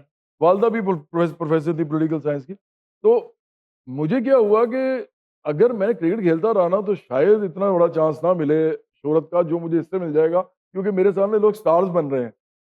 تو پھر میں نے جو یہ فیصلہ کیا نا، یہ چانس تھا۔ تو جب میں نے فیصلہ کیا تو میرے گانے ہٹ ہو گئے، تو وہ گانے ہٹ ہوئے تو پھر مجھے بڑا لمبا اس کو چلانا پڑا، تاکہ میں پورے پاکستان میں ایک گاؤں ایک شہر میں میرا نام یا میرا گانا جو ہے وہ لوگ جانتے ہوں، اور آخرکار میری شکل سے مجھے پہچانتے ہوں۔ تو میں آپ کو آج ایک بات بتاتا ہوں، یہ مجھے بڑا مزہ آیا اس دفعہ، یہ بھی جو پسند ہوئی ہے نا، دیکھیں 25 سال پہلے میں نے ایک گانا نکالا تھا، اچیا مجاجا ملی، 25 سال پہلے، اور وہ کیا ہوا کہ 25 سال بعد وہ نمبر 1 چارٹس پہ تھا، انسٹاگرام پہ، ٹک ٹاک پہ، فیس بالکل بک پہ، بالکل، اور ہر چھت پہ بج رہا تھا۔ ریوائول۔ تو اس کا مطلب ہے کہ میں نے جو فیصلہ کیا تھا وہ ٹھیک ہو گیا، اور میں سیاست جو کر رہا ہوں وہ بھی ٹھیک ہے، کیونکہ ابھی بھی اگر میرا گانا 25 سال پرانا بھی لوگوں کے اندر اس حد تک چلا جاتا ہے، تو اس کا مطلب کہ میں لوگوں میں موجود ہوں، بالکل تو موجود ہے، سیاست اس میں میں مجھے کوئی اس کا شک فائدہ نہیں۔ ہوگا۔ تو نہیں، بسنت پہ تو ان کا گانا جو ہے آپ کا وہ گانا تو ریوائو ہو گیا، اور 2 سانگز 2 سنگر ہیں، ایک تو فریہ پرویز، ایک فریہ ان میم کا- کا اور ایک اور جواد اچھا بھائی کا۔ میں پیک جو پہ ہے گئے نا دونوں۔ تھوڑا سا زیادہ میں نے فریہ والا پہلے سن لیا ہوگا، لیکن جی، پھر ایک دن ہم کٹھے تھے وہ بلائنڈ انچیا، بچوں والے ہاں اس جی، پہ ایونٹ پہ، تو پتہ چلا کہ پہلے نمبر پہ اچیا مجاجا والی، انچیا میں۔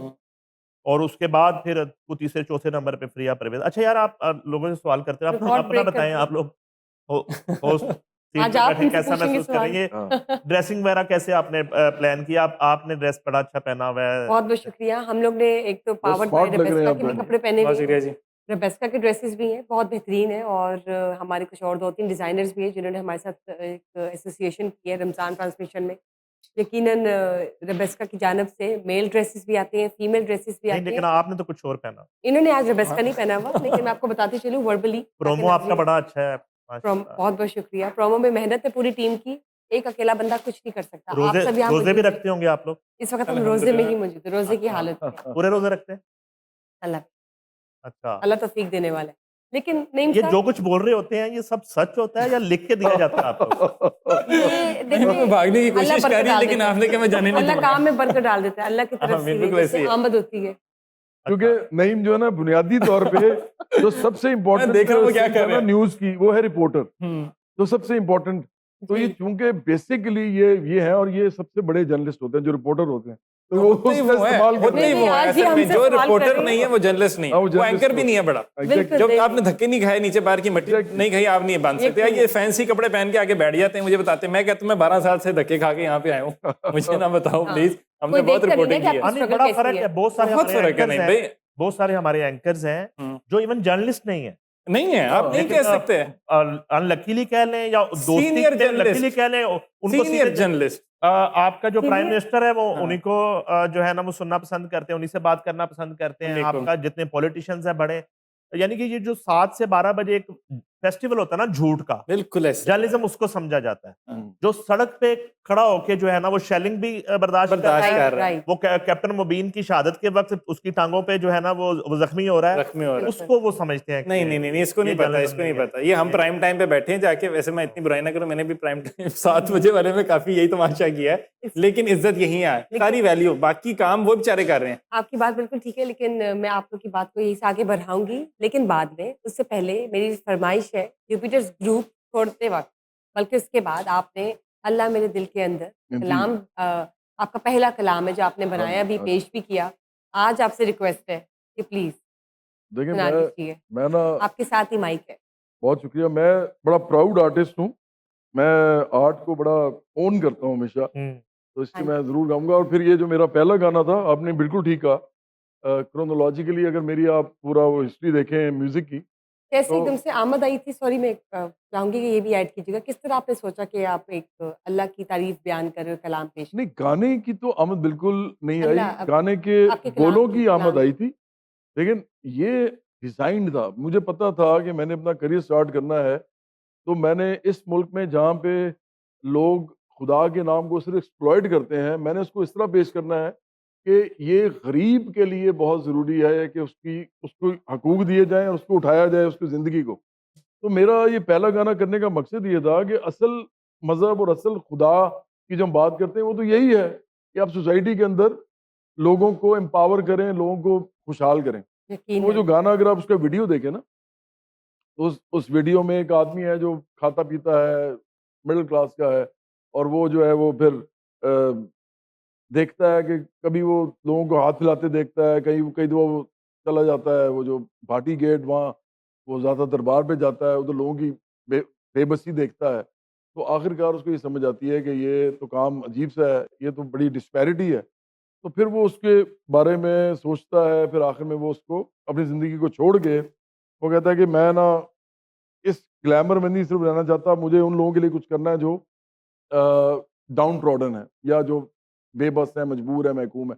تو یہ وہ گانا تھا اصل. تو اس کے جو بول تھے میں نے خود لکھے تھے, اور میں سمجھتا ہی ہوں ابھی بھی سمجھتا ہوں کہ خدا جو ہے, اگر آپ نے اس کا نام لینا ہے تو آپ غریب آدمی کا احساس کریں, آپ مڈل کلاس کی بات کریں. امیروں کے ساتھ اگر آپ صرف لگے رہیں گے تو آپ, یہ میرا خیال ہے کہ آپ بناوٹی زندگی گزار رہے ہیں. اب ایک بات میں کہنا چاہوں گا, آپ نے بھی بات کی تھی کارل مارکس کی, تو موضوع تنگ نے بھی ایک بڑی مزدار بات کی تھی اس حوالے سے. اس نے کہا تھا کہ religion to the poor is like a walking stick to a blind man. You take that walking stick from that blind man and he'll fall down. تو اس میں کوئی مسئلہ نہیں ہے کہ مطلب کوئی مذائقہ نہیں ہے کہ آپ غریب کو ہمت جو آپ نے دینی ہے آپ اس کو خدا کے ساتھ کنیکٹ کریں اور کہیں کہ خدا بھی یہ چاہتا ہے کہ آپ اپنے حقوق کے لیے جدوجہد کریں. یہ تمام انسان برابر ہیں. آپ اس کو انسپائر کریں, موٹیویٹ کریں اس کام کے لیے. بالکل ایسے لیکن اگر آپ نے یہ کام نہیں کرنا تو پھر میرا خیال ہے کہ آپ ایسی بس باتیں کر رہے ہیں. Easier for the common masses to accept it بالکل. And for the ruling elite a tool. ہاں جی ایگزیکٹلی, بالکل ایگزیکٹلی ایسے ہی ہے, ایسے ہی ہے. ایک ایونٹ میں نا جواد صاحب کلام ابھی رہتا ہے ان کا. ہاں جی میں اسی کلام کی بات کرنے لگا. تو وہ پاکستان کے سب سے بڑے جو میڈیا آنر ہیں, صحافی بھی میں انہیں بہت بڑا مانتا ہوں, میر شکیل الرحمان میرے ایکس باس بھی ہیں, تو وہ موجود تھے. تو میں چونکہ اس وقت میں جنگ گروپ میں جاب کرتا تھا, تو جواد صاحب اسٹیج پہ تھے, تو انہیں آ کے کسی نے کہا کہ وہ جانا ہے ہم نے, کہتے نہیں وہ میں نے اللہ سن کے جانا ہے. اچھا وہ بڑے فین تھے. کیا بات ہے, وہ پھر انہیں میسج پہنچایا اسٹیج پہ کہ شکیل صاحب کہہ رہے ہیں کہ ذرا وہ پہلے کر. کیا بات ہے. انہوں نے پھر یہ پرفارم کیا تو پھر وہ نکلے. نعیم صاحب آپ سے بات کرتے ہیں رمضان المبارک. رمضان میں جیسے آپ نے کہا کہ ویسے تو 12 مہینے ہیں, آپ کو اپنے کریکٹر کو اسٹرانگ رکھنا چاہیے, ہر چیز کو امپروو کرنا چاہیے پر ڈے, ساری چیزیں سائڈ پہ کر دینی چاہیے جو کہ انریزنیبل ہے, جھوٹ چوری غیبت ایٹسیٹرا. لیکن رمضان آیا ہے, بابرکت مہینہ ہے, کوئی آپ نے ریزولوشن بھی بنائی ہے کہ کوئی ایسی چیز جو آپ نے کٹ ڈاؤن کرنی ہوگی, یا کوئی ایسی چیز جو آپ نے بڑھا دینی ہے جو نیکی کی امبریلا میں فال کرتی ہے؟ میں سوچ رہا ہوں کہ تھوڑی ڈاؤن سائزنگ کرنی ادارے میں.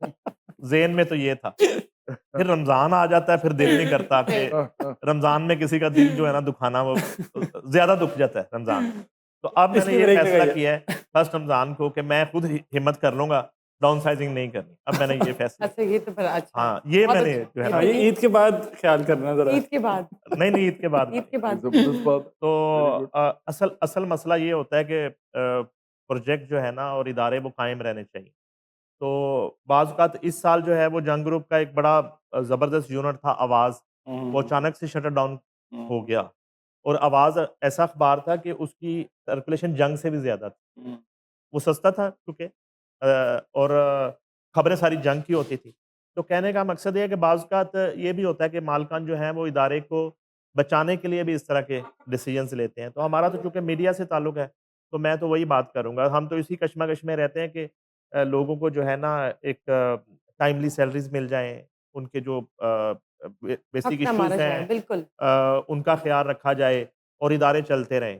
ادروائز جو ہے اس ملک میں پرنٹ میڈیا کے بعد اب سیٹلائٹ میڈیا جو ہے اس کا بھی وجود ایسے ہی ہے کہ جیسے ایک وہ ڈھانچہ ہی ہے, لانچا آخری سال چلتا. اب ڈیجیٹل میڈیا 2-3 سال بعد ہم کو ٹرانسمیشن کر رہے ہوں گے تو اس میں ڈیجیٹل کی بھی کوئی نئی شکل. ڈیجیٹل تو آپ دیکھیں نا اب چھا گیا. ہم نے مجبوراً, اگر ہمارا دل نہیں بھی کرتا جواد صاحب, تو ہم نے ڈیجیٹل کو اپنی زندگی میں ایڈ کر لی. اڈیپٹیشن ہے یہ, دس از کالڈ اڈیپٹیشن, کہ آپ نے نئے وقت میں جو نئی چیزیں آ رہی ہیں اس کو اڈیپٹ کرنا ہے. اس میں ایک چیز اور بھی ہے نا, ہم کہتے ہیں کہ میڈیا مالکان جو ہیں, بڑے چینلز ہیں, مین اسٹریم میڈیا جو ہے, اب وہ بزنس ٹائکونز ہیں.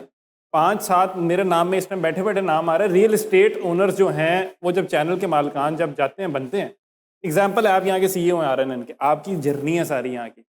ایک آپ میڈیا کا چینل بنائیں گے مجھے اچھا لگے گا.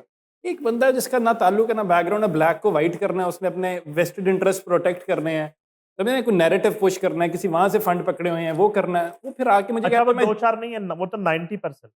میں نے کہا بیٹھے بیٹھے میرے 7-8 نام مائنڈ میں آ گئے. ابھی جب آیا نا یہاں پہ سیلاب آیا تو اتنی وہ تباہی ہوئی. میرے ذہن میں ایک اور چیز آ گئی سیلاب سے. میں نے اسٹوری کی تھی اور میں نے بتایا تھا کہ کتنے چینلز کی ہاؤسنگ سوسائٹیز ہیں اور ہاؤسنگ کے پروجیکٹس ہیں. تو اتنے زیادہ وہ چینلز تھے, بچا ہی کوئی نہیں تھا. تو یعنی کہ میکسیمم چینلز جو تھے ان کے سوسائٹیز تھی, ہاؤسنگ کے پروجیکٹس تھے. تو میں نے کہا پھر بات کون کرے گا, پھر تو کون کرے گا, میں نے تو پھر سارے اینکرز کے نام لیے نا. ان چینلز میں بیٹھے ہوئے, میں نے سما میں بیٹھے ہوئے میں نجم سیٹھی کو آوازیں دے کے بلایا کہ آپ کی چڑیاں کہاں چلے گی. حسن نثار کو میں نے کہا آپ کا شاؤٹ کرنا کہاں چلا گیا. شاہ زیب خانزادہ کو میں نے آوازیں دی, میں نے کہا شاہ زیب کدھر ہو. تو میں نے سب کو پھر بلا کے کہا, یہ میں نے شو کیا تھا کہ, لیکن وہ بات نہیں کر سکتے نا, تو بات کرے گا کون. تو یہی وجہ ہے کہ بہت سارے چینلز کی وجہ سے اس میں بہت سارے جو مالکان تھے سوسائٹیز کے, اس وقت وہ جیلوں میں ہوتے, لیکن وہ جیلوں میں نہیں ہے. ٹھیک ہے, اور یہ تو ایک سیلاب ہے. ادروائز بھی موسٹلی میڈیا آنرز جو ہیں وہ جیلوں میں ہوتے اگر ان کے یہ چینلز نہ ہوتے. ایسے ہی ہے، ایسے ہی ہے، ایسے ہی سعید ہے۔ صاحب اس کے ساتھ ساتھ میں چاہوں کہ آپ RNN TV کی کچھ نئی 2 پروگرامس کہہ دیں یا 2 نئی یونٹس کہہ دیں یا 2 نئے چینلز کہہ دیں RNN TV کے جو کہ لانچ ہونے جا رہے ہیں اور ہو چکے ہیں اور ہم ان کو ڈسکلوز کرنا چاہتے ہیں، ان کی اناؤنسمنٹ کرنا چاہتے ہیں. یہ ناظرین کے لیے سرپرائز بھی ہے. ایک تو ہماری پہلی سالگرہ، دوسری سالگرہ چل رہی ہے فرسٹ، اور دوسری ٹرانسمیشن چل رہی ہے، پوری دنیا دیکھ رہی ہے. 22 ملکوں میں اس وقت یہ لائیو ٹرانسمیشن پاورڈ بائی ریبس کا لائیو ہے، جاری ہے، لوگ دیکھ سکتے ہیں ہمیں. یہ بتائیے RNN TV religion, RNN TV tourism کے حوالے یہ بالکل یہ ایک آئیڈیا آیا تھا ابھی رمضان سے پہلے، اور ٹورزم کا جو آئیڈیا ہے وہ تو میں جو ہے نا میں نے ڈسکور پاکستان سے لیا. اچھا۔ نائس. ڈسکور پاکستان جتنا ٹورزم کے حوالے سے یقیناً. وہ جتنا اچھا کام کر رہا ہے اور جس طرح وہ پاکستان کو دکھا رہا ہے، بڑا وہ خوبصورت ڈاکٹر ہے۔ کیسر بڑا زبردست کام کر رہے ہیں. بہت حالانکہ اچھا۔ جو ان کا آئیڈیا تھا نا وہ تھوڑا سا ٹائمنگ کا کرتا ہے market. ایشو ہوا ان کے ساتھ، کیونکہ میں شروع سے ان کو دیکھ رہا تھا وہ کیا کرنا چاہ رہے تھے. لیکن کر گئے۔ ایگزیکٹلی. ہوں۔ تو وہ تھوڑا سا اس طرح سے کر نہیں پائے اس کو لانچ، لیکن بڑی خوشی ہوتی ہے میں دیکھ کے ان کو دیکھ کے. مجھے یہ ایک آئیڈیا آیا، ٹیم نے کہا ایک تو ہم RNN ٹورزم جو ہے وہ لانچ کیا ہے ہم نے آج ہی. اس کے بعد ریلیجن انٹرٹینمنٹ ہم وہ پہلے بھی کر آج کے چکے دن تھے، ہونے جا رہا ہے. اور ہمارا جو ہے نیوز چل رہا ہے، اسپورٹس پہ اس وقت ہماری ورلڈ کپ ٹرانسمیشن چل رہی ہے. بالکل. پیرل جب ہم یہ ٹرانسمیشن کر رہے ہیں ادھر لائیو ہماری ورلڈ کپ ٹرانسمیشن چل رہی ہے. ایک دیکھیں جو تھوڑا بہت اس فیلڈ سے ہم نے لرن کیا، سیکھا، اور ایک اتنی اچھی ٹیم مل گئی. عتیق شاہ کا میں ذکر کرا تھا، نعیم الحسن ہے، اور سوشل میڈیا ٹیم، فیصل اور سارے لوگ. تو پھر میں نے کہا کہ اس سے استفادہ بھی کیا جائے، اس کو جو ہے نا تھوڑا ایکسپینڈ کیا جائے. تو ہم نے ایک چینل سے شروع کیا تھا، آج ہم 5 چینلز جو ہیں زبردست. وہ ماشاءاللہ. کر رہے ہیں. کیا بات. اب جو ہے اوورسیز سے پہلے ہی دن 22 اسٹیشن جو تھے لیڈ سے برمنگم، لنڈن اور مڈل ایسٹ تک، وہ لسٹ ہمارے پاس آ گئی تھی. اور یہ وہ لسٹ تھی جو میں نے 48 اسٹیشن پہ سما کے لیے بنائی تھی. اظہر جاوید اس کو لندن میں ہیڈ کر رہے تھے. یہ وہی سارے 48 لوگ تھے. جب سما نے آپریشن بند کیے مجھے پھر ان کی کالز آنا شروع ہوئی، تو میں نے 22 لوگوں کو پھر انگیج کیا. تو جب اگلی ہم ٹرانسمیشن کریں گے تو میرے خیال 22 سے وہ 40 ہو چکے ہوں گے. کیونکہ جس پلیٹ فارم پہ اس وقت ہم بیٹھے ہیں اور جواز صاحب بیٹھے ہیں، اس کی کوئی ریچ نہیں ہے، کوئی باؤنڈری نہیں ہے. آج ہمیں آسٹریلیا میں بھی دیکھا جا رہا ہے، نیو یارک میں بھی دیکھا جا رہا ہے، ٹورنٹو میں بھی دیکھا جا رہا ہے، پوری دنیا میں دیکھا جا رہا ہے. نہ ہمیں وہاں پہ کوئی سیٹلائٹ لینڈنگ رائٹس خریدنے پڑ رہے ہیں، نہ ہمیں کسی فی الحال پالیسی کا ایشو ہے. یہاں پہ ایک چیز میں ضرور کہوں گا، اس پہ تو خیر جواز صاحب کو بھی میں چاہوں گا وہ بات کریں، کہ آج تک اس پہ کوئی اتھارٹی نہیں بنی ہے. یہی وجہ ہے کہ آپ سائبر کرائم جائیں وہاں لائنیں لگی ہوئی ہیں، بچوں کو انہیں پتہ ہی نہیں ہے، کسی پالیسی کا ہی نہیں پتا، کوئی پالیسی نہیں ہے، کوئی یعنی کہ پیمرا ٹائپ اتھارٹی نہیں ہے. تو ہم یہ بھی نہیں چاہتے کہ باوجود اس کے کہ ہم اس میڈیم پہ بیٹھے ہیں، مادر پیدر آزادی بھی نہیں ہونی چاہیے. آپ کسی کی کریکٹر اسیسینیشن بھی نہ کریں، آپ کسی کے جو ہے نا بے جا آپ کپڑے بھی نہ اتاریں، آپ کسی پہ جھوٹی الزام تراشی بھی نہ کریں.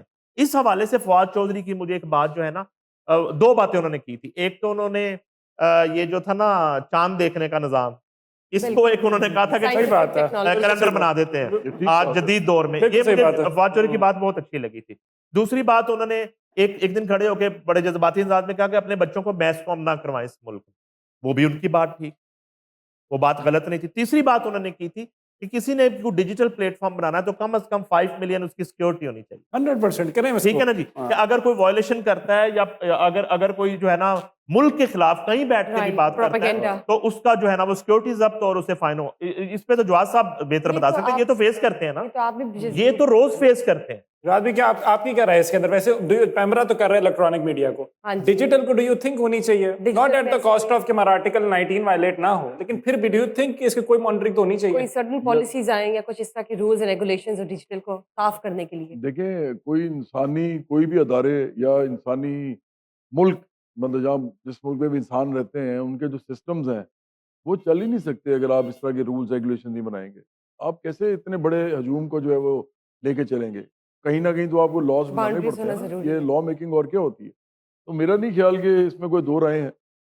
ڈیجیٹل کے اوپر جس قسم کی مجھے فیس کرنی پڑتی ہے، میں سمجھتا ہوں کہ بدتمیزی سے بھی زیادہ وہ چیز ہے، فوش کلامی ہے، لوگوں کے ماں باپ کو گالیاں نکالنا، فوش گالیاں غلط بات ہے. نہیں، وہ نہیں ہونا چاہیے. گھٹیا بات ہے. آپ کا لاجک ہے، لاجک پہ بھائی جان بات کر لو، آرگیومنٹ کی بات کر لو. نہیں میں بھی پتہ اسماعیل پھر کیا ہوتا ہے, مجھے بھی نا پہلے میں بالکل نعیم کو پتا ہے میری طبیعت کا, میں تو گالی ویسے کبھی آج تک نکالی ہی نہیں کسی کو, بالکل نہیں نکالی کسی کو, انہوں نے کبھی نہیں سنی ہوگی, کسی نے بھی نہیں سنی ہوگی, لیکن میں سخت الفاظ بھی کم سے کم بولتا تھا. اس سے ہوا یہ کہ دیکھیں جب آپ کی سیاست کو آپ کو نقصان پہنچایا جائے اس طریقے سے کہ آپ کو رپورٹ کیا جائے, بلاک کیا جائے, اب یہ دیکھیں نا رپورٹنگ کا جو طریقہ ہے اس میں کیا ہوتا ہے کہ جیسے میں اگر کوئی پوسٹ کرتا ہوں اور کسی پارٹی کا میرے ساتھ کوئی انہوں نے ایشو بنایا ہوا ہے کوئی, جیسے مثال کے طور پہ پی ٹی آئی نے اگر مجھے میرے پوسٹ آنے پہ کوئی ریئیکشن دینا تو وہ کیا کرتے ہیں, وہ واٹس ایپ گروپس میں کہتے ہیں کہ جی آپ سب کو جائے اور آپ سب اکٹھے رپورٹ کریں ہزاروں کی تعداد میں. اچھا ان میں باٹس بھی ہوتے ہیں, ریئل پیپل بھی ہوتے ہیں. اچھا وہ کرتے ہیں نا میری ریچ ایک دم گر جاتی ہے, الگوریتھم اس کو پکڑتا نہیں ہے. تو دیکھیں یہ اس کو کہتے ہیں زبان بندی, یہ فیشزم ہے. فیشزم جو ہے ایک, گوش کلامی دوسرا, فیک نیوز تیسرا, اور غلط الزام لگانا کسی پہ یہ چوتھا. میرا خیال ہے اس پہ قانون سازی ہونی چاہیے. بالکل ہونی چاہیے. آپ کی بات اچھا یہ پچھلے رمضان اور اس رمضان کے دوران درمیان ایک واقعہ ہوا نا جواز صاحب کے حوالے سے, وہ میں چونکہ اس کا عینی شاہد ہوں تو وہ جڑا ہوا ہے اسی ایک ڈیجیٹل میڈیا کی جو ہے نا وہ فوج کلامی کے ساتھ. وہ کیسے, وہ یہ ہوتا ہے کہ ایک جو ہے نا وابڈا کے کچھ لوگ آتے ہیں اور وہ ان کی ایک پراپرٹی پہ, اور وہاں پہ آ کے جو ہے نا وہ میٹر اتار کے لے کے جا رہے ہوتے ہیں. تو یہ پہنچتے ہیں تو یہ کہتے ہیں کہ آپ کیوں لے کے جا رہے ہیں, وہ گرین میٹر ہے. اچھا مختصر یہ ہے کہ وہ چھین لیتے ہیں میٹر, کیونکہ اگر وہ لے جاتے ہیں میٹر, جو بعد میں مجھے بھی سمجھ آیا ایک دن بعد, اگر وہ لے جاتے ہیں تو وہ اس میں وہ جو جنہوں نے بھی بھیجا وہ پیچھے ایک سازش تھی. یہ ہمیں لیسکو حکام نے کہا جب ایک دن ہم لیسکو کی یہ کمیٹی بنی بڑے بڑے آفیسران کی, میں بھی وہاں موجود تھا, اور انہوں نے یہ بات لکھ کے دی, ریٹن بھی دی, اور پہلے دن بھی انہوں نے یہ کہہ دیا کہ اس کے پیچھے کسی کی شرارت ہے. اچھا اینی وے کہنے کا مقصد یہ ہے کہ اس کو پورا فیس کیا, وہ پوری ایک پروسیڈنگ ہوئی, اور اس پہ پھر ثابت ہو گیا کہ وہ الزام تھا, اور وہ ان کا بر وقت فیصلہ تھا جس کو اس وقت جو ہے نا انہوں نے کرائم بنا دیا کہ انہوں نے میٹر چھین لیا. ایک سرکاری وہ پراپرٹی تھی جبکہ وہ سرکاری پراپرٹی بھی نہیں تھی. اچھا کہنے کا مقصد یہ ہے کہ وہ جو سارا گند شروع ہو گیا ایک جماعت کی طرف سے, اور وہ تقریباً اسی جماعت کی طرف سے ہی ہو رہا تھا, ہمیں نظر آ رہا تھا. اس کے بعد کیا ہوتا ہے کہ کلیئرنس سرٹیفکیٹ دیتا ہے لیسکو, معافی علیحدہ مانگتا ہے. اس کے بعد جو ہے ان کے پاس ایک جو رائٹ ہوتا ہے کہ اب یہ ان کے خلاف کیس کر سکتے ہیں, اس میں بھی وہ معافی تلافی کرتے ہیں. یہ کہتے ہیں جی یہ ایک پاکستان کا ادارہ ہے, میں اس کے خلاف کارروائی نہیں کرتا, ان لوگوں نے معافی مانگ لیا. یہ ایک پریس کانفرنس کرتے ہیں پریس کلب, جس کو جیو جیسا چینل جو ہے وہ ہیڈ لائن میں چلاتا ہے, 9 بجے کے بلیٹن میں جو ہے نا اس کا وہ پیکج چلتا ہے. اب یہ سارا کچھ ہو جاتا ہے, وہ پہلے جو لوگ گند کر رہے تھے وہ اب یہ فیصلہ آ جاتا ہے جب ان کو اس میں بری ذمہ قرار دے دی, ان سے معافی مانگ لی جاتی ہے, وہ اس سے آگے کی بات ہے. وہ لیٹر جو ہے نا یہ چل جاتے ہیں پورے میڈیا پہ.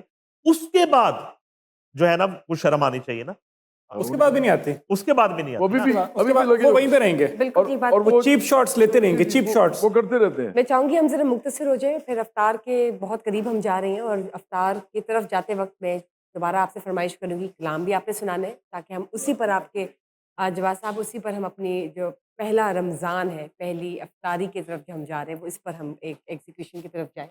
اس سے پہلے ذرا ایک اگر ان سے پوچھ لیں کہ یہ اس کا کیا فیوچر دیکھ رہے ہیں, رہائی ہو جائے گی اگلے رمضان سے پہلے, نہیں ہوگی, اور اپنی پارٹی کی پولیٹکس کو اب کہاں دیکھ رہے ہیں, نیکسٹ پلان کیا ہے, کیا کرنے جا رہے ہیں؟ اور ایک اور چیز بھی ایڈ کیجیے گا کہ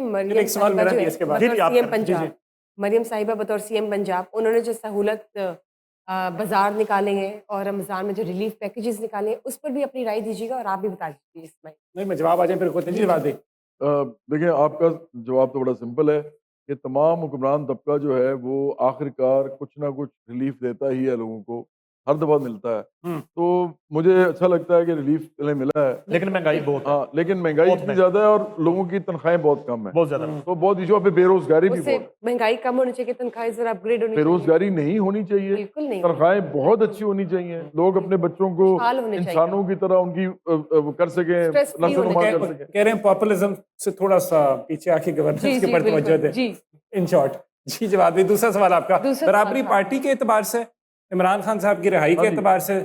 دیکھیں اگر عمران خان باہر آتے ہیں نا تو میں آج پھر کہہ رہا ہوں, میں تو چاہتا ہوں وہ باہر آئیں, ویری گڈ. میں سب Very good. سے زیادہ چاہتا ہوں کہ وہ باہر آئیں تاکہ پھر ایک ہماری تو پروگریسو اور انلائٹنڈ پارٹی ہے, یا آپ کہہ لیں کہ پروگریسوزم اور انلائٹنمنٹ کو ہم فروغ دیتے ہیں.